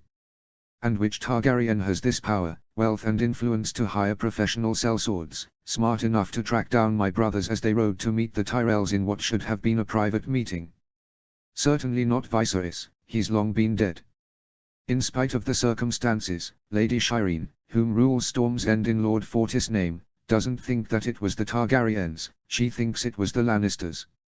And she fears that she and Fortis are next. Because of their claims to the Iron Throne," said Algirdas, agreeing with Shireen's fears. "And because there is now war in Westeros." "War? Aye. Eddard Stark was the one whom first discovered the truth as Robert's Hand and sent the news to Stannis and Renly. He fled with his family when the Lannisters realized that he had uncovered it. They fled from King's Landing for Riverrun. And Tywin Lannister pillages and raids the Riverlands with an army at his back. The Stark, Tully and Arryn armies have allied and crushed more than half of Tywin's army and taken the Kingslayer prisoner. But Tywin has allied with the Tyrells, and Joffrey the Ill-Born has been betrothed to Margaery Tyrell, he explained. Gods. With the armies of the Westerlands, Crownlands and the Reach at their backs, they will crush the allies. By the Father, what if they march on the Stormlands? But the Stormlands, they are not under threat. Algerdus asked in a panic. Not yet. But I fear it won't be long, my lord. Lady Shireen received a letter from Cersei Lannister demanding that she and Fortis come to King's Landing with the armies of the Stormlands and swear fealty to Joffrey. And she made mention of them hearing her roar if they did not comply, he explained. You brother fucking whore. If you dare to harm my beloved niece and nephew, I'll gut you. I'll tear you a new cunt and throw you into a fucking pool filled with sharks. If you fucking Lannisters and Tyrells dare harm them or cross into the Stormlands, I'll redden Casterly Rock and Highgarden with your blood and guts, overflow your rivers with your corpses and whiten your roads with your bones. What has Shireen done now? Asked Algerdus. She has ordered for the bannermen of the Stormlands to gather their armies, but fortify their homes and prepare in case of an invasion. But she has ordered for them to not make one step outside of the Stormlands. She begs you to come home, he said. But the Lannisters and Tyrells are not making any war with the Stormlands yet, asked Algerdus. Not yet. But Shireen fears it will not be long before they turn their eyes to the Stormlands, he replied. Algerdus was torn. As captain of Storm Company, he was obligated to fight for the Summer Isles against Rugoria and crush his rule. But he also was a Baratheon of Storm's End and he wanted to be back home to defend it against House Baratheon's enemies and avenge his brothers. Lord Davos. Go back to Storm's End. Tell Shireen that I will come as soon as I can. I will hasten this campaign in the Summer Isles as quickly as I fucking can. But for now, tell her to continue what she is doing and do not trust any bloody bastard from King's Landing, especially not that fucking bird-brain Littlefinger, he said. I will, my lord. Good luck in the Summer Isles and may you return to the Stormlands as soon as you can. I will. I fucking will. Nothing will keep me from my home and my family. Chapter 45, War starting in earnest. Chapter text. Lyanna 8. In Riverrun, Lyanna was glad that she and her family was safe. But she was concerned for Aegon. He was now king, championed by father. And now the lords of the north, the Riverlands and the Vale had all sworn fealty to Aegon as their king. Aside from the pressures mounting on his shoulder, he seemed scared whenever she wanted to try and see him. She realized that it was due to the letter he had sent her. On the day she was to depart for Winterfell with mother, father and Rhaenys, she decided to make an effort to say goodbye to him. Soon after Jon Connington had returned to Riverrun with the commanders of the Golden Company and Captain Sir Harry Strickland, Lyanna found Aegon in the solar of Lord Tully. She could hear him pacing up and down the solar. Lyanna recognized this as a sign not of impatience, but of him trying to think, which he often preferred to do whilst walking rather than sitting or standing. She knocked on the door. Yes, asked Aegon. It's me, Aegon, she said. Come in, he replied. I can hear the shyness from the other side of the door. Hello, Aegon, she said with her copy of Aunt Elia's smile. Lyanna, he replied as he stopped walking and nervously looked down at the floor. She walked up to him and held her hand to his face. It's okay, Aegon. I'm not going anywhere. I'm right here. For you, she whispered before she leant in and hugged him. He inhaled and exhaled as he hugged her. When he broke from the hug, he at last faced her. I'm sorry. I shouldn't have sent you that letter, he tried to say. No. I'm glad you did, she replied, still smiling. He stammered slightly, not knowing what to say. You are, he managed to ask. Yes, she replied gently. I guess, I knew somewhere of what you felt. And, I think somewhere along the line, I also felt, she continued before she leant in again. She kissed him on the forehead and then stroked his face as she did so. I love you too, Aegon, she whispered. She couldn't believe seeing Aegon's eyes fill with tears. She had never once seen him cry. He had always been good at masking his emotions from the world, she had always thought. But to see him cry, she had never seen him like this before. He held on to her hands. I love you so much, Lyanna. Promise me that you will be safe. I wasn't able to sleep most nights when all I could think about was you, he managed to say through the tears. Elena pulled him in for another hug and kissed his forehead once again. I promise. I promise I'll be safe. Just as I want you to promise me that you'll be safe, she whispered. I promise, he said. As they broke from the hug, Elena leant in and kissed him on the lips. Elena. We are leaving for Winterfell now. Elena turned around at the sound of Mother's voice. Be safe, she said. I will. I will, he replied, nodding profusely. I love you, she said before kissing him again. And I love you. Elena walked downstairs and found her way into the courtyard and to the wheelhouse Aunt Elia and Rhaenys had travelled in from Winterfell. Aunt Elia had decided to stay in Riverrun, primarily to advise Aegon. As well as returning them home, Father had been ordered by Aegon to gather, train and equip more men for the northern armies and prepare the defences in case the Lannisters or Tyrells had sent an invasion army by sea. Elena took a deep breath as she climbed inside the wheelhouse. She looked up at the Great Hall and thought about Aegon. Old gods, keep him safe. You kept him safe beyond the wall. Keep him safe here, from all that would harm him. Artos 9. Artos, Harold, Ed Muir, the Blackfish, Jon Connington and their bannermen were all gathered in the Great Hall, awaiting Aegon's command.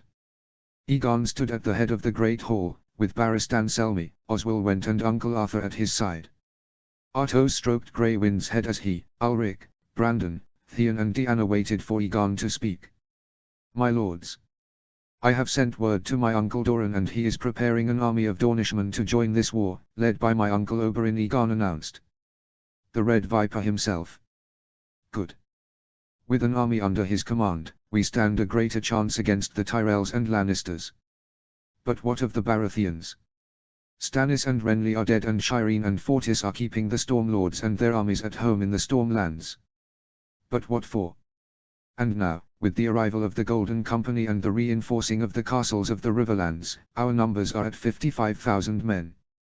Tywin Lannister and Mace Tyrell have an army of the same numbers at Duskendale, and Tywin has reinforcements mustering in the Westerlands led by his cousin, Stafford Lannister.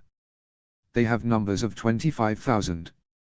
They cannot be allowed to join this war, which is why, Lord Artos and Lord Connington shall lead the Northern Army and the Golden Company into the Westerlands to crush Stafford Lannister's army.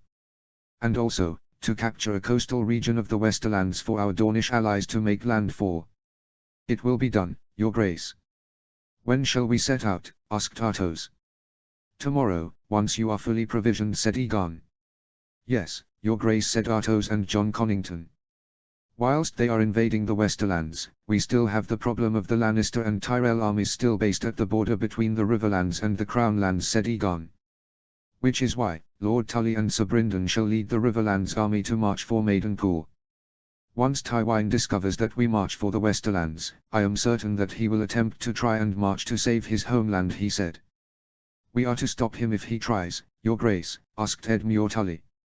Not quite, Lord Tully.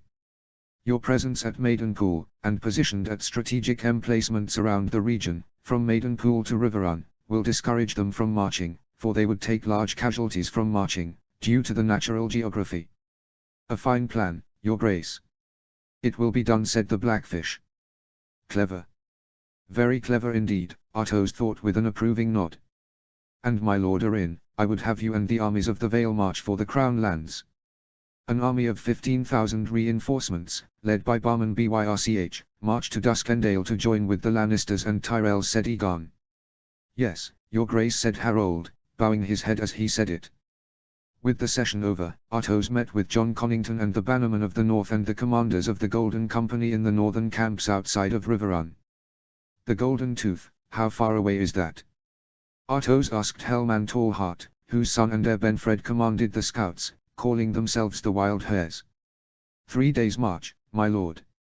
However, once we get there, our march will be slower, due to the Westerlands not having Valyrian roads, explained Benfred. Damn. Tywin Lannister has so much gold in Casterly Rock, that he never thought he could build these roads. And the Lannisters act as though it is under their rule that the realm would prosper like never before, Aegon thought as he remembered how pompously Cersei and Joffrey talked of House Lannister in Winterfell and of how Jaime Lannister talked ever since he had been kept prisoner in Riverrun. It won't be easy taking the Golden Tooth. I've been there when attending a tourney for Lord Leford's Namaday. The mountainous terrain is impassable, said John Connington. What of the defences of the castle itself? Asked Roose Bolton. Barbicans, a portcullis, a few scorpions in the gatehouse and towers strategically placed above the gates so that 100 archers could slaughter 1,000 men in a matter of minutes, replied the man whom brought the Golden Company to West Eos. We'll plan when we arrive at the outskirts, my lords. We'll have a better idea of what we are up against once we are there, said Athos.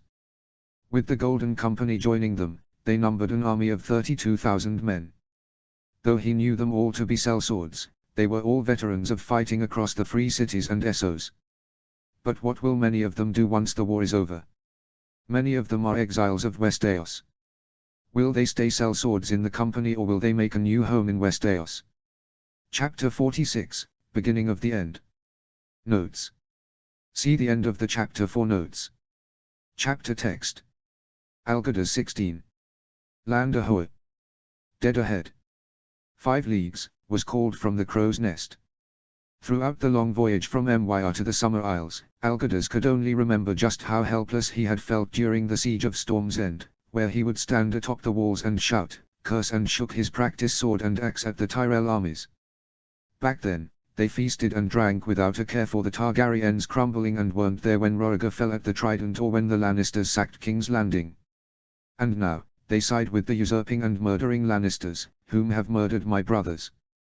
Now, they threaten my niece and nephew. The only family I have left. There are only 3 Baratheons left in the world now.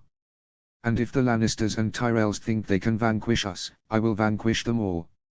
He felt the same helplessness as he had felt during the siege of Storm's End as he could see the Summer Isles in the distance. So this is mother's homeland, muttered Tolaz as he looked at the land on the horizon. It looks so peaceful and so beautiful from here, said Edric. And yet, they find themselves ruled by a tyrant whom thinks that Valyrian culture is superior to all other cultures and that his subjects should adopt this culture as their own. Not even Aegon the Conqueror or any of his Targaryen descendants ever did that to West Eos from the days of the conquest to the beginning of the rebellion, Algirdas thought as he rested his hands on the side. Uncle. It should be all right. Davos will find us if the situation is grave in the Stormlands, said Edric in a reassuring manner. Aye, uncle. If the fucking flowers do invade the Stormlands, we can chase them back to the Reach and slaughter their armies and raid and pillage the Reach in revenge for what they did to Storm's End, commented Tor Owen. Nothing would please me more, Tor Owen, Algirdas thought with a smirk. Algirdas was glad to be on the dry land of the island of Wallano. He took a deep breath of the fresh air of the Summer Isles as he looked around. Gods, it's so beautiful here. Barely any villages, towns, castles or cities dotting the landscape. Just forests, jungles, colorful flowers, palm trees and exotic birds and animals roaming freely around. But why in the 7 hells would a fool like Rugoria seek to turn this beautiful paradise of the world into his vision of Valyria? This has to be one of the most beautiful places in the world. It should never be urbanized by the hand of man. The natural landscape is unlike any other in the world. Algirdas' thoughts were interrupted when he saw a large group of armored men walk from the nearby jungle and onto the beach. He looked at the ones whom seemed to be in command. Algirdas Baratheon, asked a handsome young man with trimmed hair and a beard. His armor looked familiar. It reminded him of the second sons from when they served the same benefactor, Jaehaerys Arlynaron. I am. And you are, he asked. I am Xharo Summers. I am a captain in the Summer Isles army, he replied. They shook hands as Storm Company and the crews of the ships began to unload the supplies and equipment from the ships. We couldn't have begun this war without you, my lord. We are in desperate need of your help, said Xharo. Why don't you just tell me of the situation and where Rugoria's armies are, Captain Summers, asked Algirdas. Of course, my lord. Thanks to the efforts of my sister, Rugoria has been tricked into thinking that you were going to land on Umbaru. He has sailed the majority of his army to there. 25,000 men, he explained. Your sister. She sounds very clever. And does he have any army here on Wallano, asked Algirdas. He does. An army of 15,000, he replied. And how many men are you, he asked. We number 4,000 warriors and rebels of the Sumeriles, he proudly replied. We come with 10,000 men of the company. We should be able to crush the army of Warlino and then prepare to meet with Ruguria's main army once he returns, said Algirdas. What is your plan, Lord Algirdas? Asked a man dressed in robes made of exotic plumage of feathers and with a lack of his own hair. He was clearly no soldier, was the man whom hired Algirdas, Prince Jalabaxho. We must crush the army of Warlino before the main army can return and link up with this army. We cannot face 40,000 men this soon in the war, said Algirdas. Linking with the army of Sumerile's rebels, Storm Company and the rebels began the march from Last Lament for Lotus Point. 2 days after their arrival, Algirdas led the army towards Lotus Point. Because of the narrow dirt roads leading to the city, the scouts told him that it would take a week.